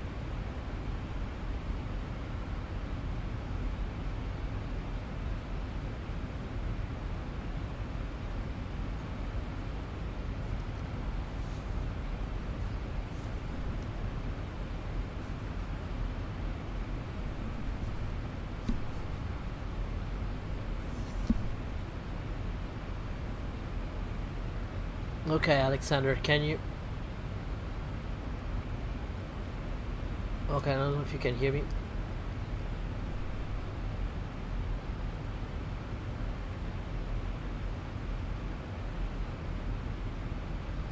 Oh, okay. Need to change the altimeter setting. 2975. And it's 2975 set in here. Let's SWA breaks out.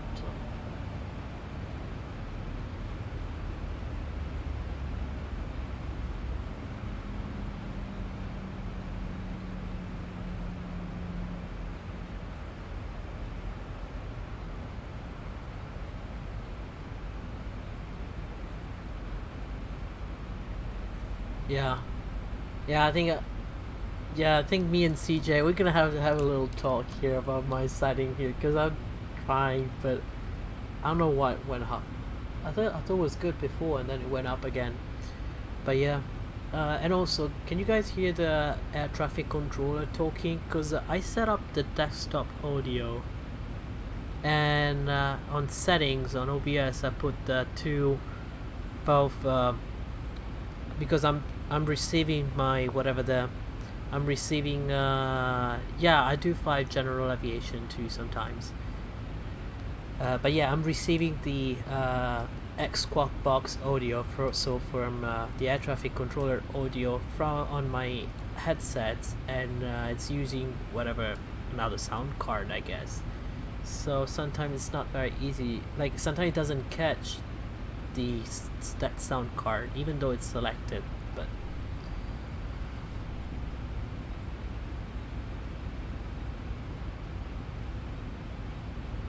yeah, CJ, thanks. Yeah, I do fly general aviation in real life, and yeah, I know you don't hear any ATC on stream. I don't know why. Let me check.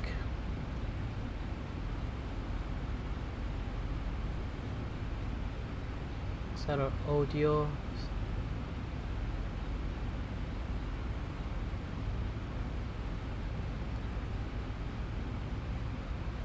Okay, can you guys still hear the desktop audio?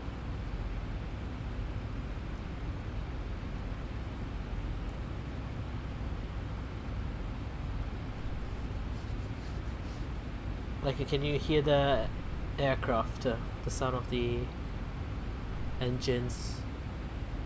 Because now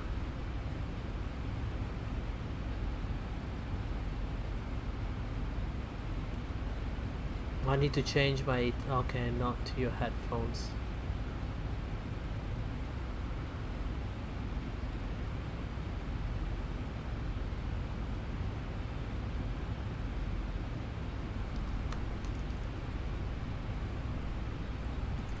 $135.35, thank you very much. 65, correct?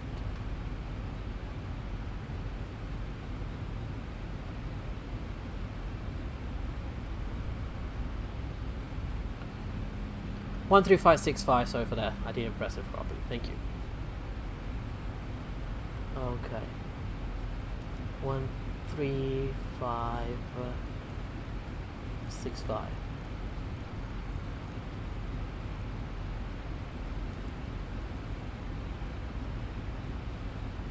NorCal approach. NorCal approach, good evening. This is Southwest 160 and we're just descending 130 and now we're direct to Mira for the 16 right approach at Sacramento.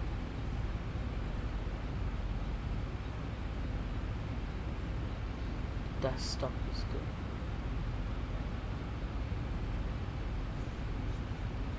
$2974, Southwest 160.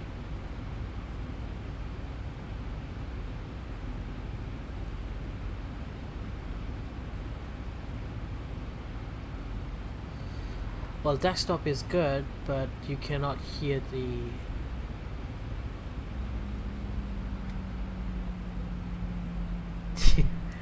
I do use... Okay, so I come from a... like a... I don't know, I think in Europe they use... like in America, I know in America they use decimal or whatever, but... Teardrop, yeah. Let me check what I can do here. Squawk box. Set up audio.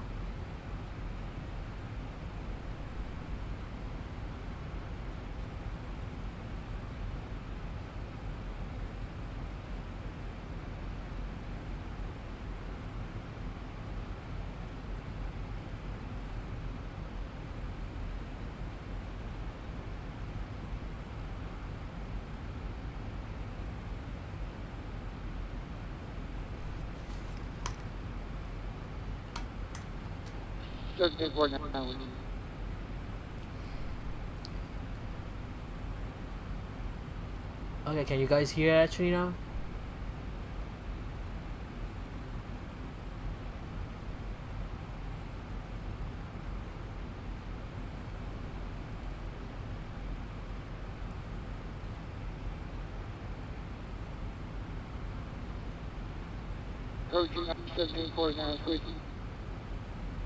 At 1749 NorCal approach traffic.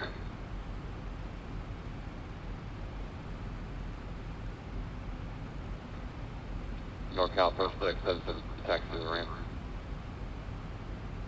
743 approved, yeah. Okay. Whiskey Bravo. I got it. You be... Whiskey Bravo, FedEx 773, thank you.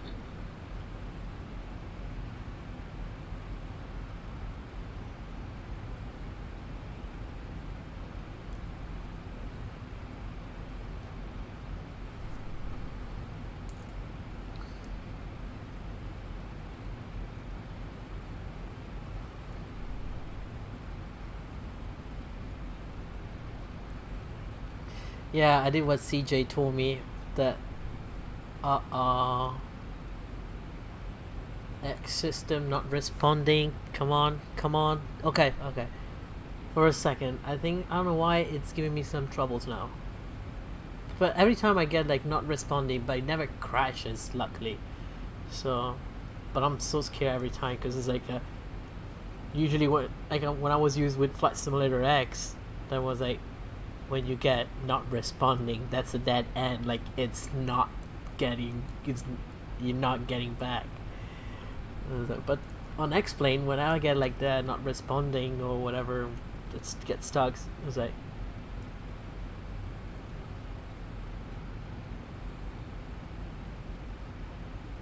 oh, you got some echo.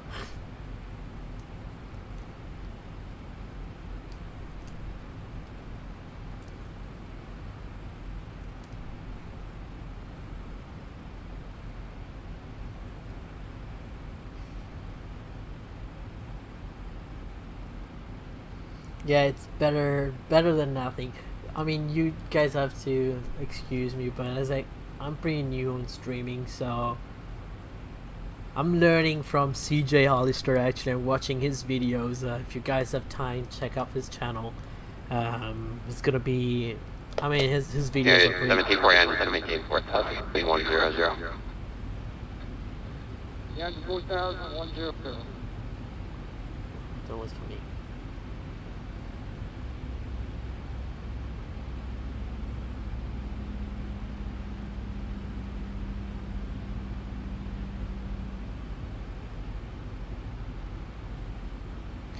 But yeah, let me check up again. 225. Let me set up the minimums. 225. Unless I'm doing the localizer only.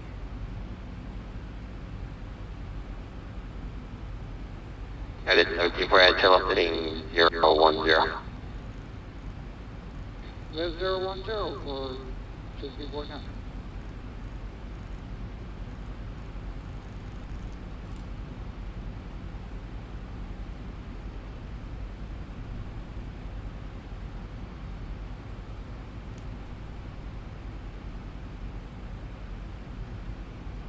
Oh, one more.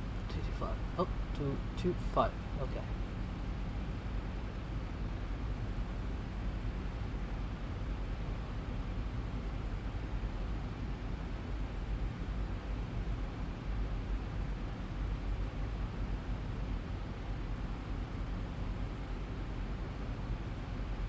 So I think I'm gonna do this and then direct to Fopping. Yeah, I don't know why I put. Yeah, I should have done that. The other one. Tudor. Can I still do it? Departure, arrival, Tudor. Yes. Yeah, this is 1749, this is maintain 3000 here, 10 o'clock, 909. Yeah, 3000, 1649.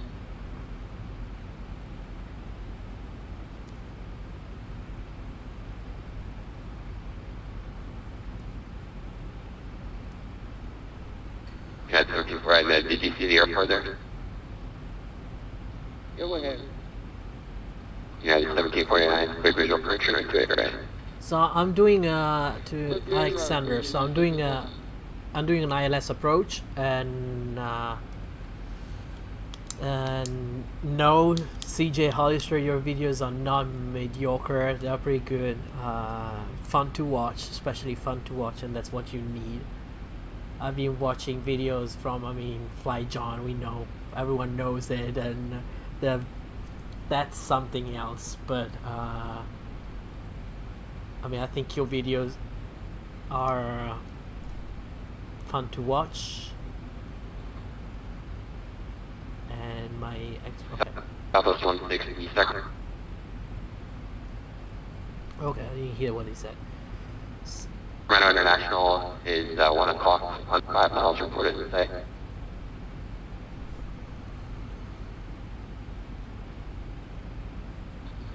We have the we have the airport, 1 o'clock, 15 miles reported today. We have the airport in sight, Southwest 160. Southwest 160 at Elko, cleared visual approach, 916 right. Clear for visual approach, 16 right, Southwest 160. Okay, so he gave me a visual approach. 160 ATO, cleared visual approach, 916 right. At Alco, I will go for a visual approach 16 right at Southwest 160. That's what I said. United 1749, coming San Francisco Tower to 0.5. 25, see you.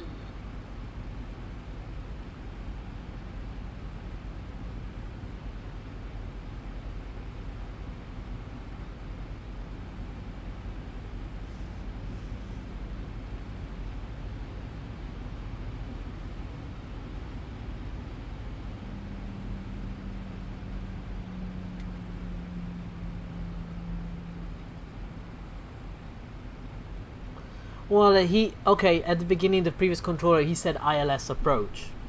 and I said I was okay with the ILS approach, but to be honest, I mean, visual approach makes it. I can still do an ILS approach even if it's visual. It doesn't mean that I cannot use the aid of a ILS. That's what I learned from flight training school.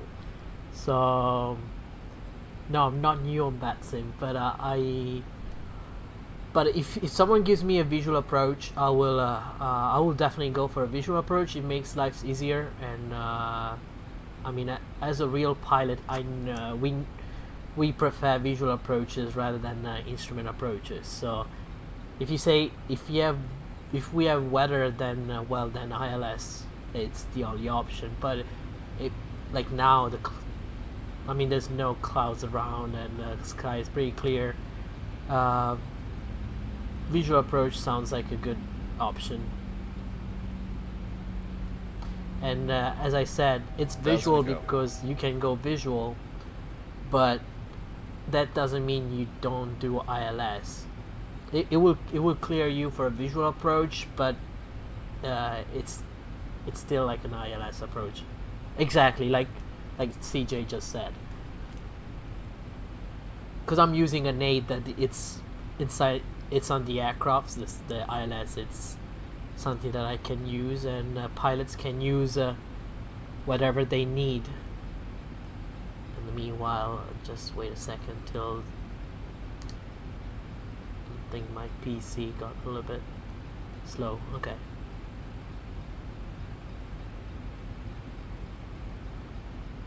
I'm okay with the visual. Again, it's just even when I'm flying in real life, when I ask for an ILS approach and then they clear me for the visual because I have the visual because the weather is for visual, so it makes it easier. So it's basically giving me the chance to do whatever I want. I can go on visual or use the ILS because there's no much traffic. So he just said that basically you can do a visual approach, and so I can go for the visual, or I can just stick with the ILS. I don't know, every time like people have different opinions, and actually I think it's like I might be wrong. Maybe it can be, there's like, I'm still learning. Even though I got my commercial license, people make mistakes, so I might be wrong, but that from what I learned is like, even if he clears you for a visual, you can still do an ILS. That doesn't confuse him unless he says straight.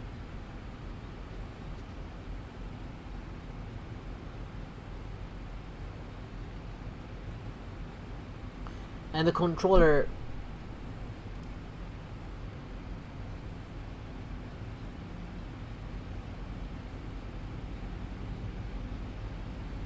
well, it's not confusing him. If you think about the visual approach, it's visual approach. You can start whenever you want. Like, you can go even 5 miles out and do it coming for final. You can do an extended downwind and coming to final. So it doesn't change anything for them.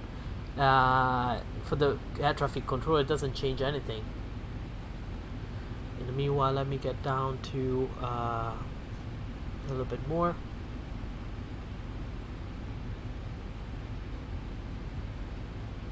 $1,000 to go.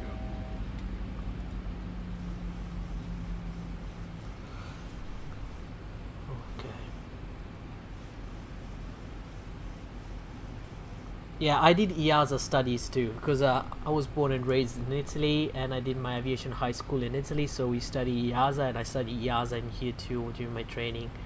I don't want to get too fast.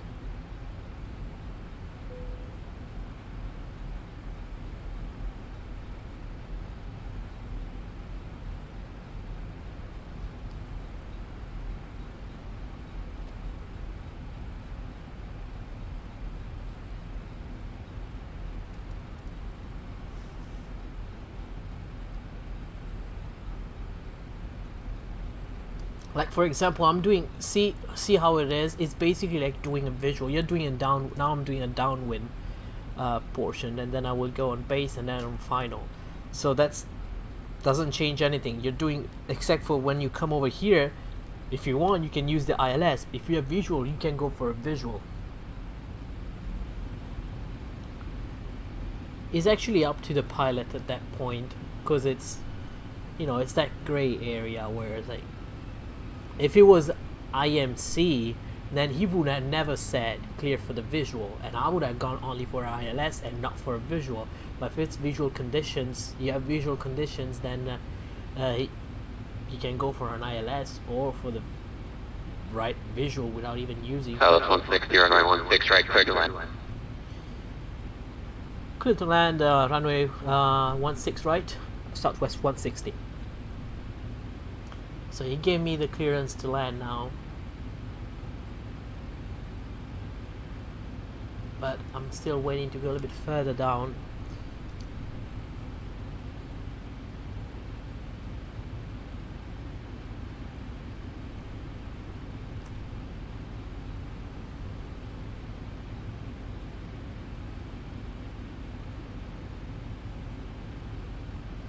Well, technically, it's your responsibility to know if the ILS system is broken.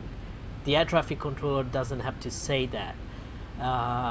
Before you start a flight, you have to check what are the options, what things are not working, and if it's something that came out recently, then the air traffic controllers have to say, be aware, ILS is not working. It's not functioning. But if it has been offline, like the ILS was broken, like let's say already time ago,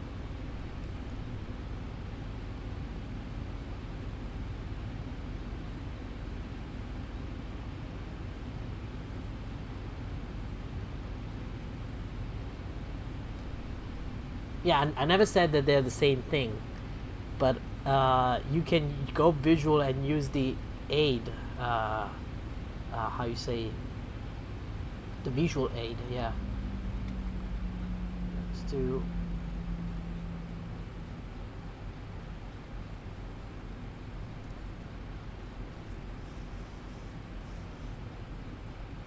final land, okay, approach procedure, landing procedure, flaps. So I'm gonna set ready flaps. A notch of flaps. We are below 250. Is that 250? Yeah, flaps 1, 250. Can go for flaps 2 so we can slow down even more.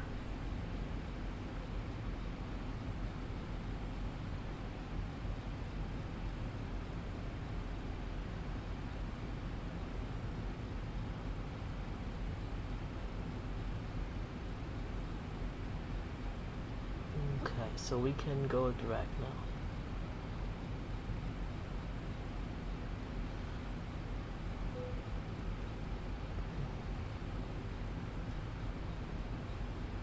Also, some airlines are required to use the ILS, like go instrument. They prefer you to go instrument more than visual sometimes, till a certain altitude, unless, I mean, of course, if it's visual, then you can go visual, but they prefer you to use the instrument till a certain altitude and above a certain altitude. So that's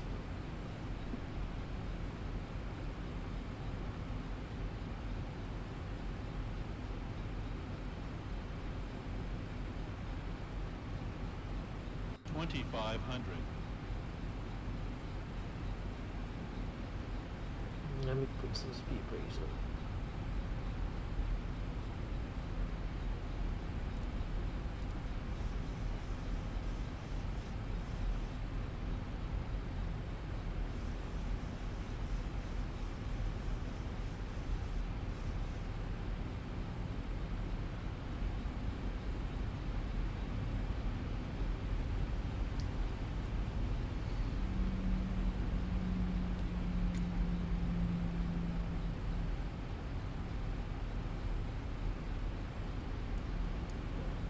That was not on. Oops. Back.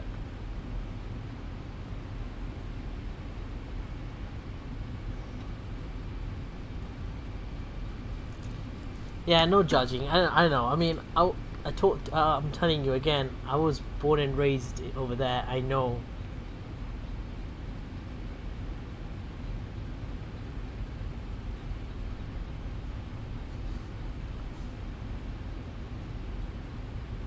In my opinion, EASA rules are too weird. Like, I study EASA, and I mean, it's good, but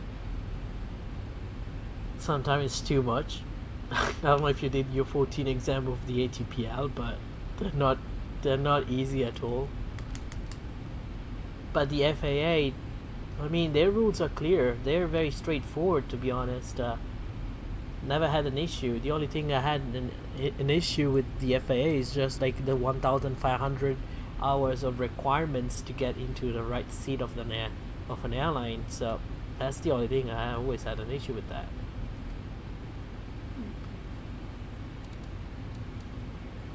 Oh yeah, 8,000 feet of runway, 8,500. 16 right, and 225.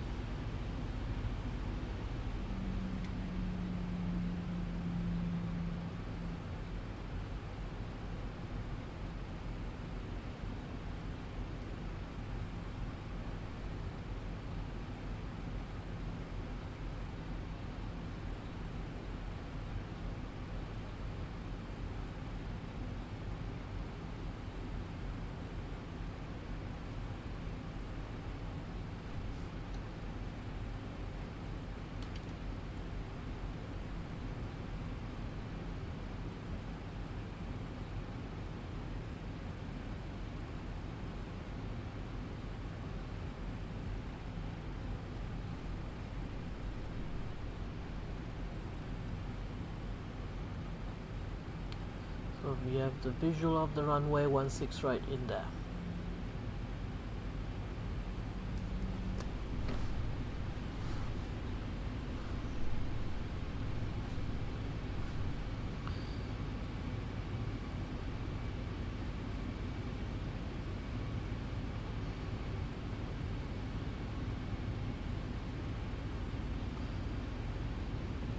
Okay, the localizer and the glide slope is alive, it's coming up.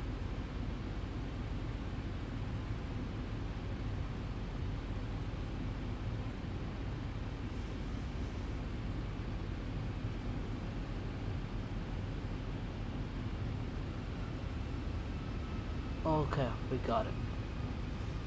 Glide slope.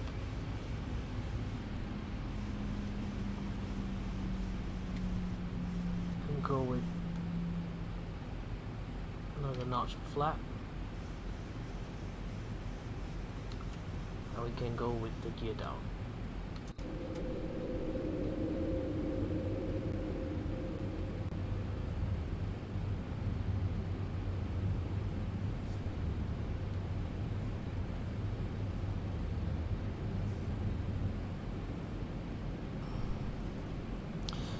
Flaps in landing position, full flaps.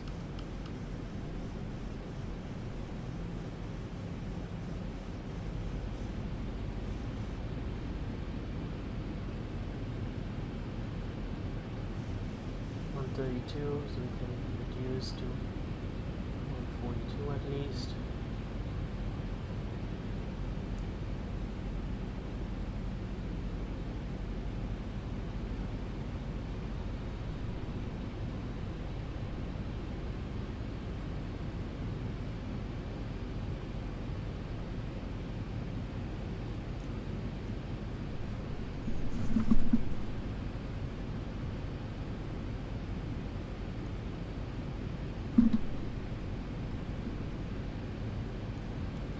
So 1609 on 6 right.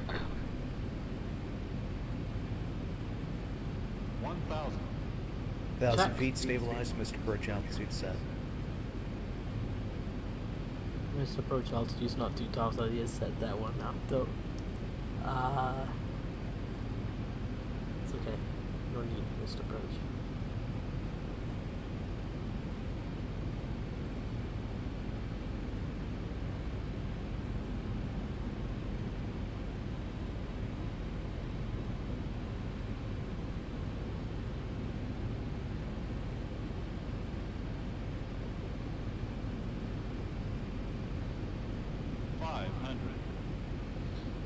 Arm spoilers. I tried, but I cannot. Okay, yes. Oops, I did it. 400. Thank you.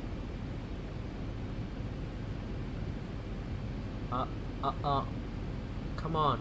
I'm right on final. Don't do that to me now. Don't worry. We got it. Just wait a second. Okay, see? Told you. Approaching minimums. Continue. 300. And we're going manual. Minimums. 200. Continue.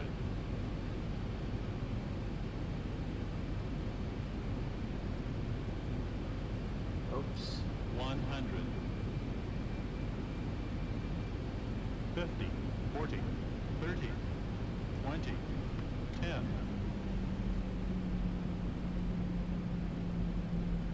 Grease it, grease it. Nice. 38 feet per minute, that's the landing rate. 80 knots. So,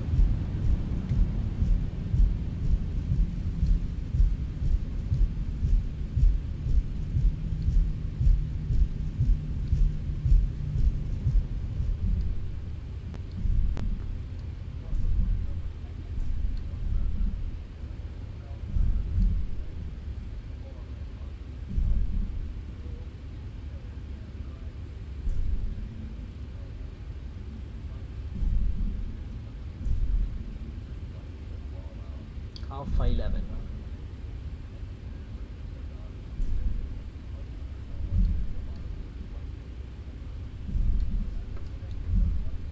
Let me contact NorCal. NorCal approach. Southwest 160. We just vacated on Alpha 11 to the left. Runway 16 right is clear. Clean the aircraft. South 160, right here and taxi to the ramp. Taxi to the ramp, Southwest 160. Okay, so after landing we will speed brakes. Up, okay, great.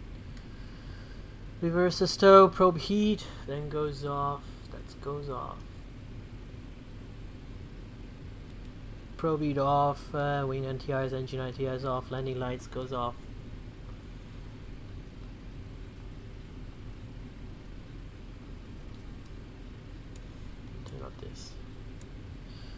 Okay, and engine, auto brakes, taxi lights off, position steady. Oops, steady. Okay, we're good.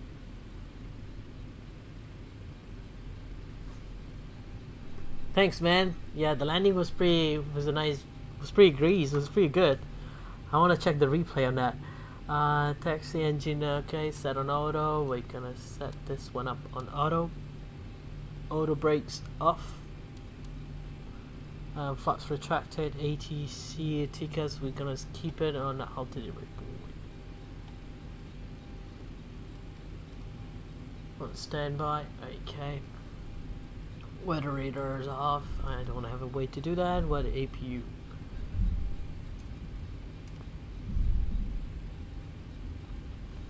Okay. Now we need to check where to go.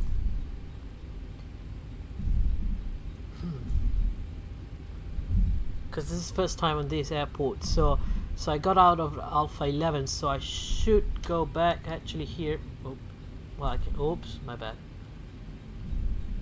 Can I go from there?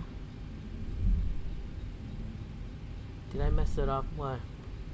Because I missed Alpha, because then I go Alpha and then Corn, and then let's see.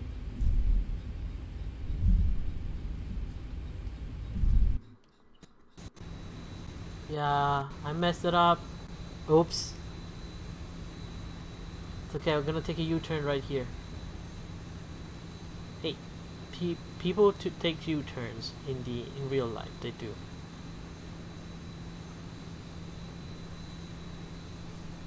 Ah, this is so bad.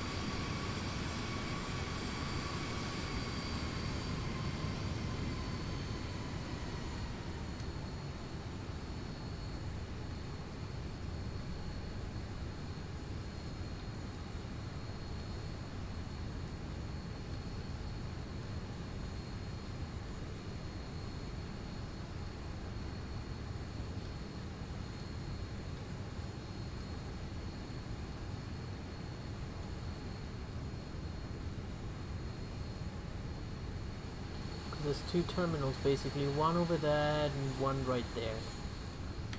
So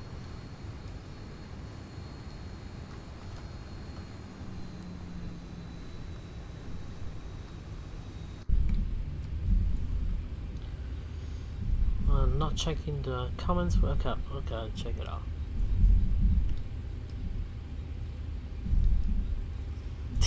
That was U-turn. Yeah, I can fly VFR, but not today probably, but I will definitely do that.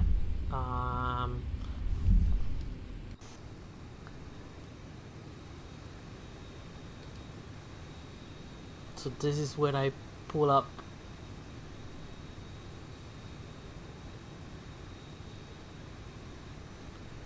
Southwest 160.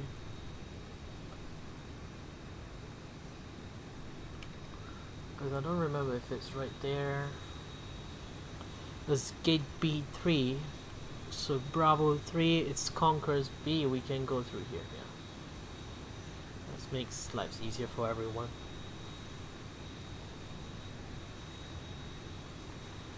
Kind of missed the...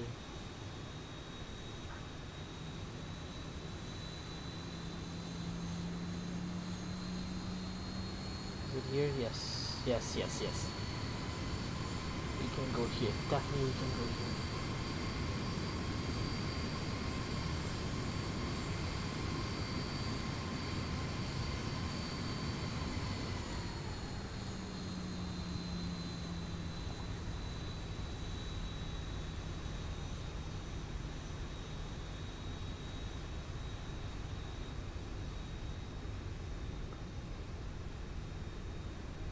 So I have the, of course, the default one, but it was B9. I don't know which one could be B9. Oh, come on, remove that golf cart in there. And why there's a road in the middle of the airport, like...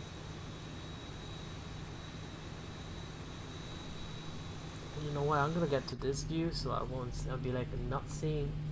Do not try to cross in front of me. Oh, here we go. Good job, Doug. And there's a Ferrari on the airport. And there's a car in front of me.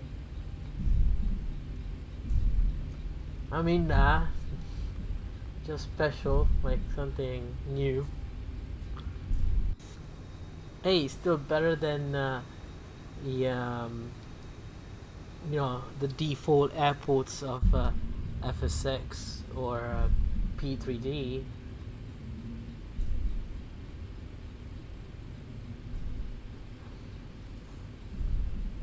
Because this is the moment where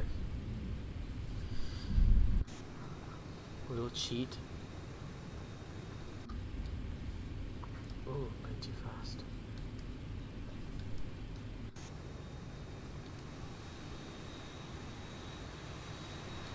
Well, that's good enough. Parking brake set. And local approach, Southwest 160, we're on blocks at the gate. Thank you for the service.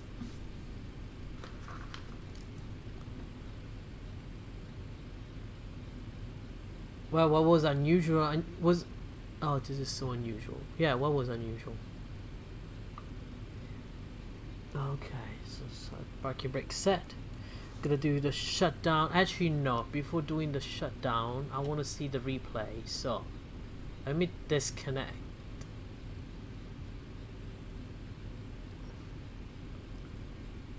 And let's do the replay.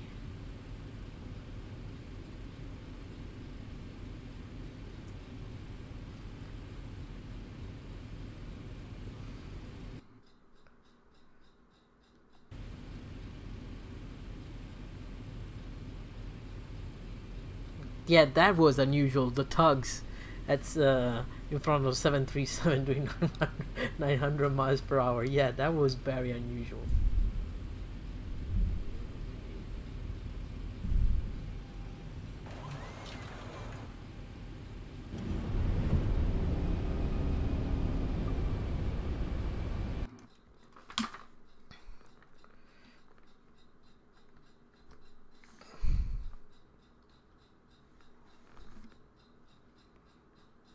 Let's get a GoPro view.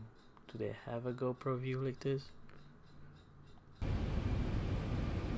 Now let's do this. 500.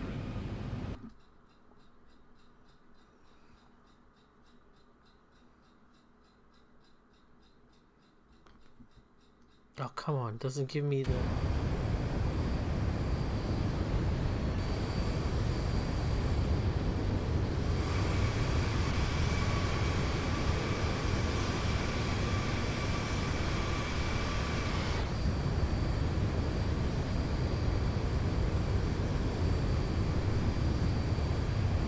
That was a very nice, stable approach, though.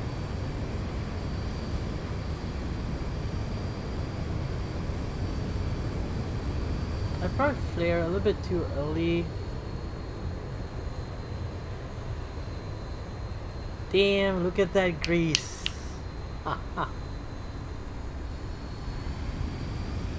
Slowly putting down the front. Let's do this again. From a different point. Let me see if I can get the...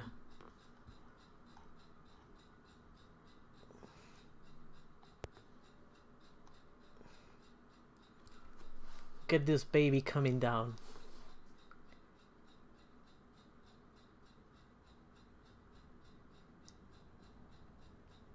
Yes, look at that.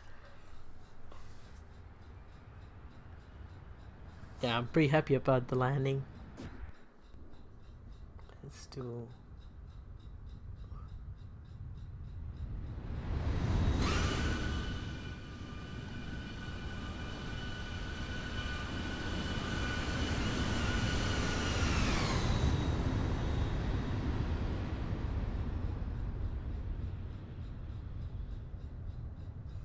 Kind of missed the center line a little bit, but I got it back.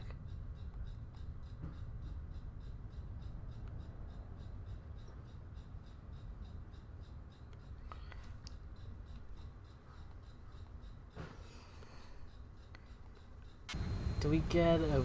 Let me see if I can get a... Open this door.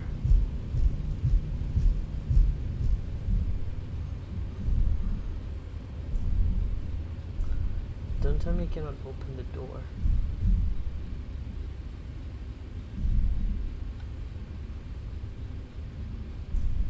Can I still go?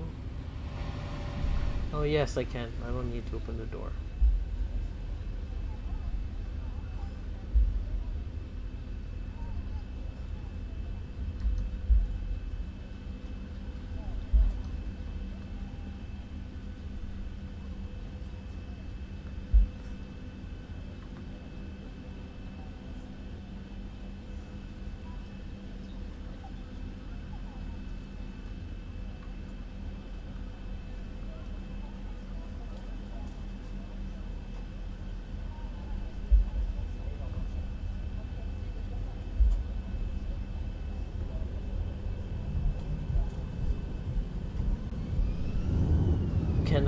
Okay, I'll promise after this replay I'll be done.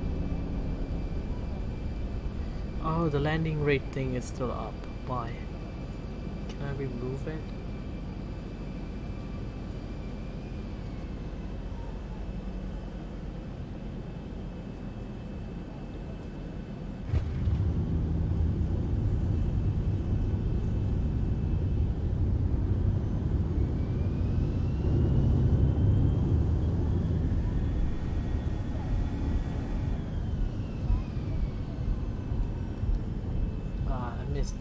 I missed the landing. Let me check it up again.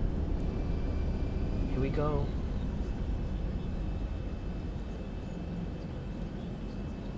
Got the wing flex and touchdown. Yeah, that was good.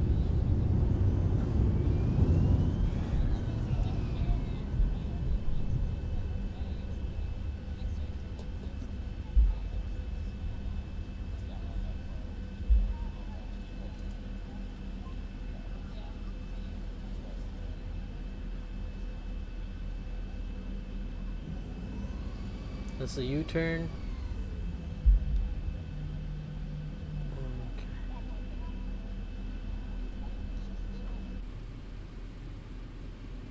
Now, time to turn off this little boy here. Thanks, CJ, thanks. Okay, so now shutdown procedure, parking brake set, parking brake is set.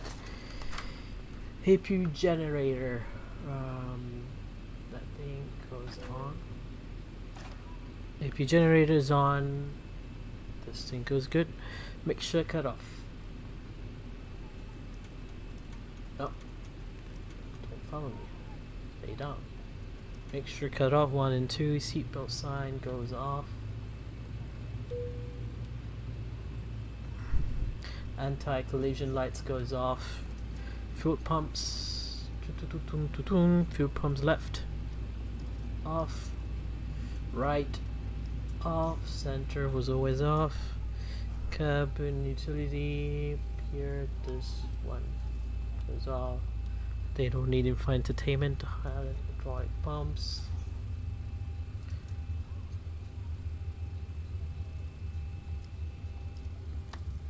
Yo dumper. Yo dumper. Goes off.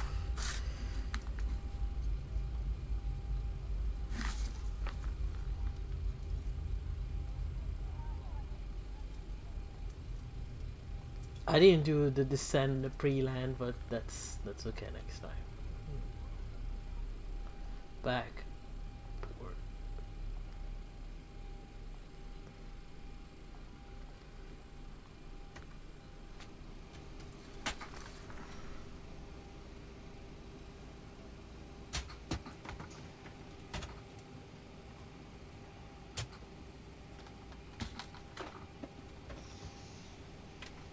Okay, so reciprocating fan goes off.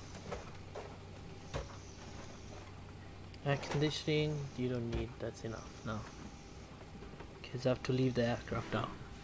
This one is the isolation valve open, engine bleed, and okay. AP bleed on, position lights off, flight directors off.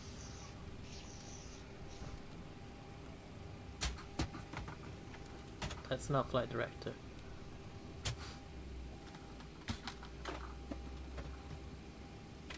And APU goes up. Thanks, man. Thanks. Really appreciate.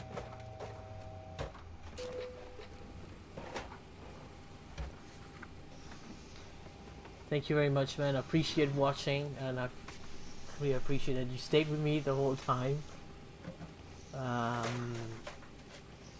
Let me check out. Oh, the Ferrari.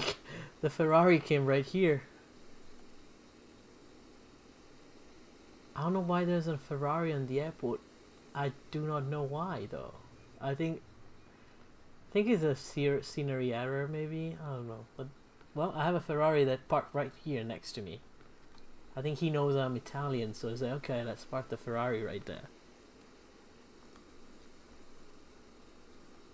Let's see.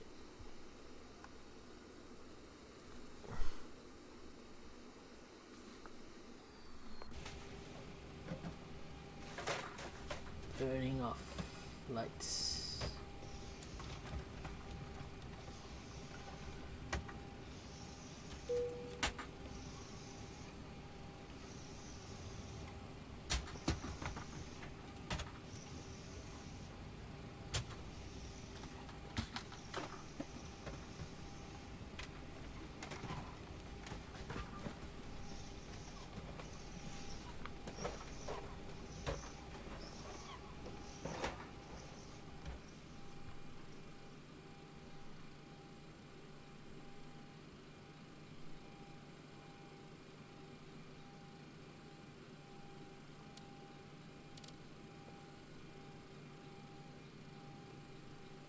Yeah, that's my ride, exactly.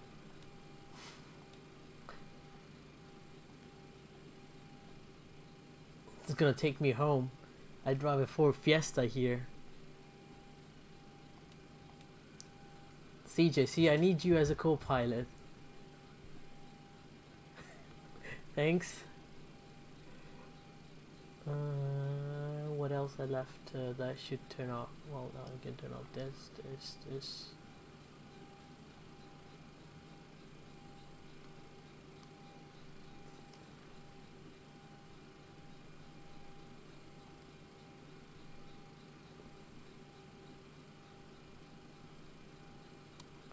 Looks pretty. Oh.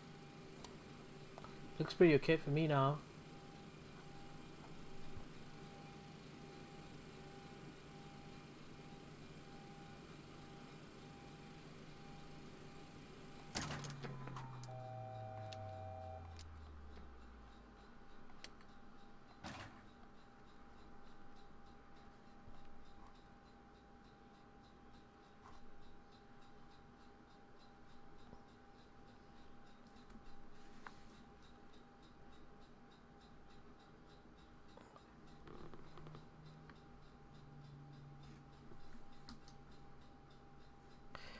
Yeah, exactly. I need to see how to do the. Is it called Smart Copilot?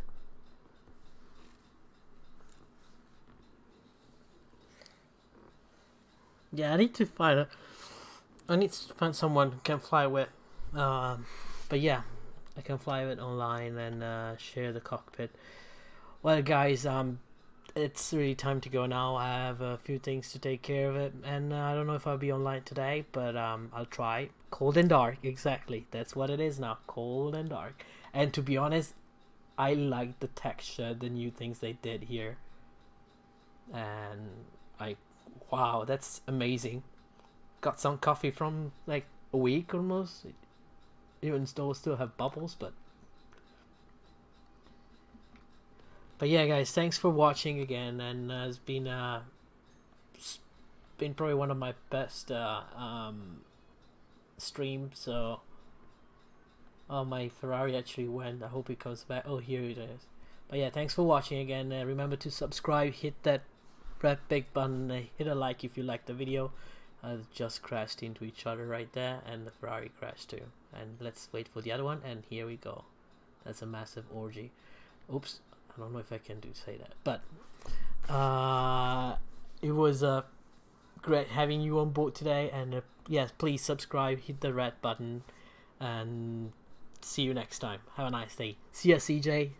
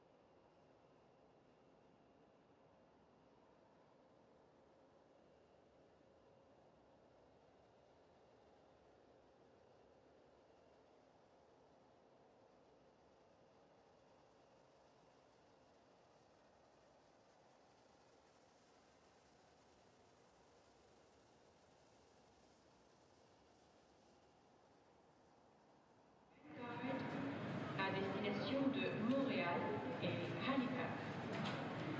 L'embarquement se termine et tous les passagers devraient déjà être montés à bord par la porte numéro 60.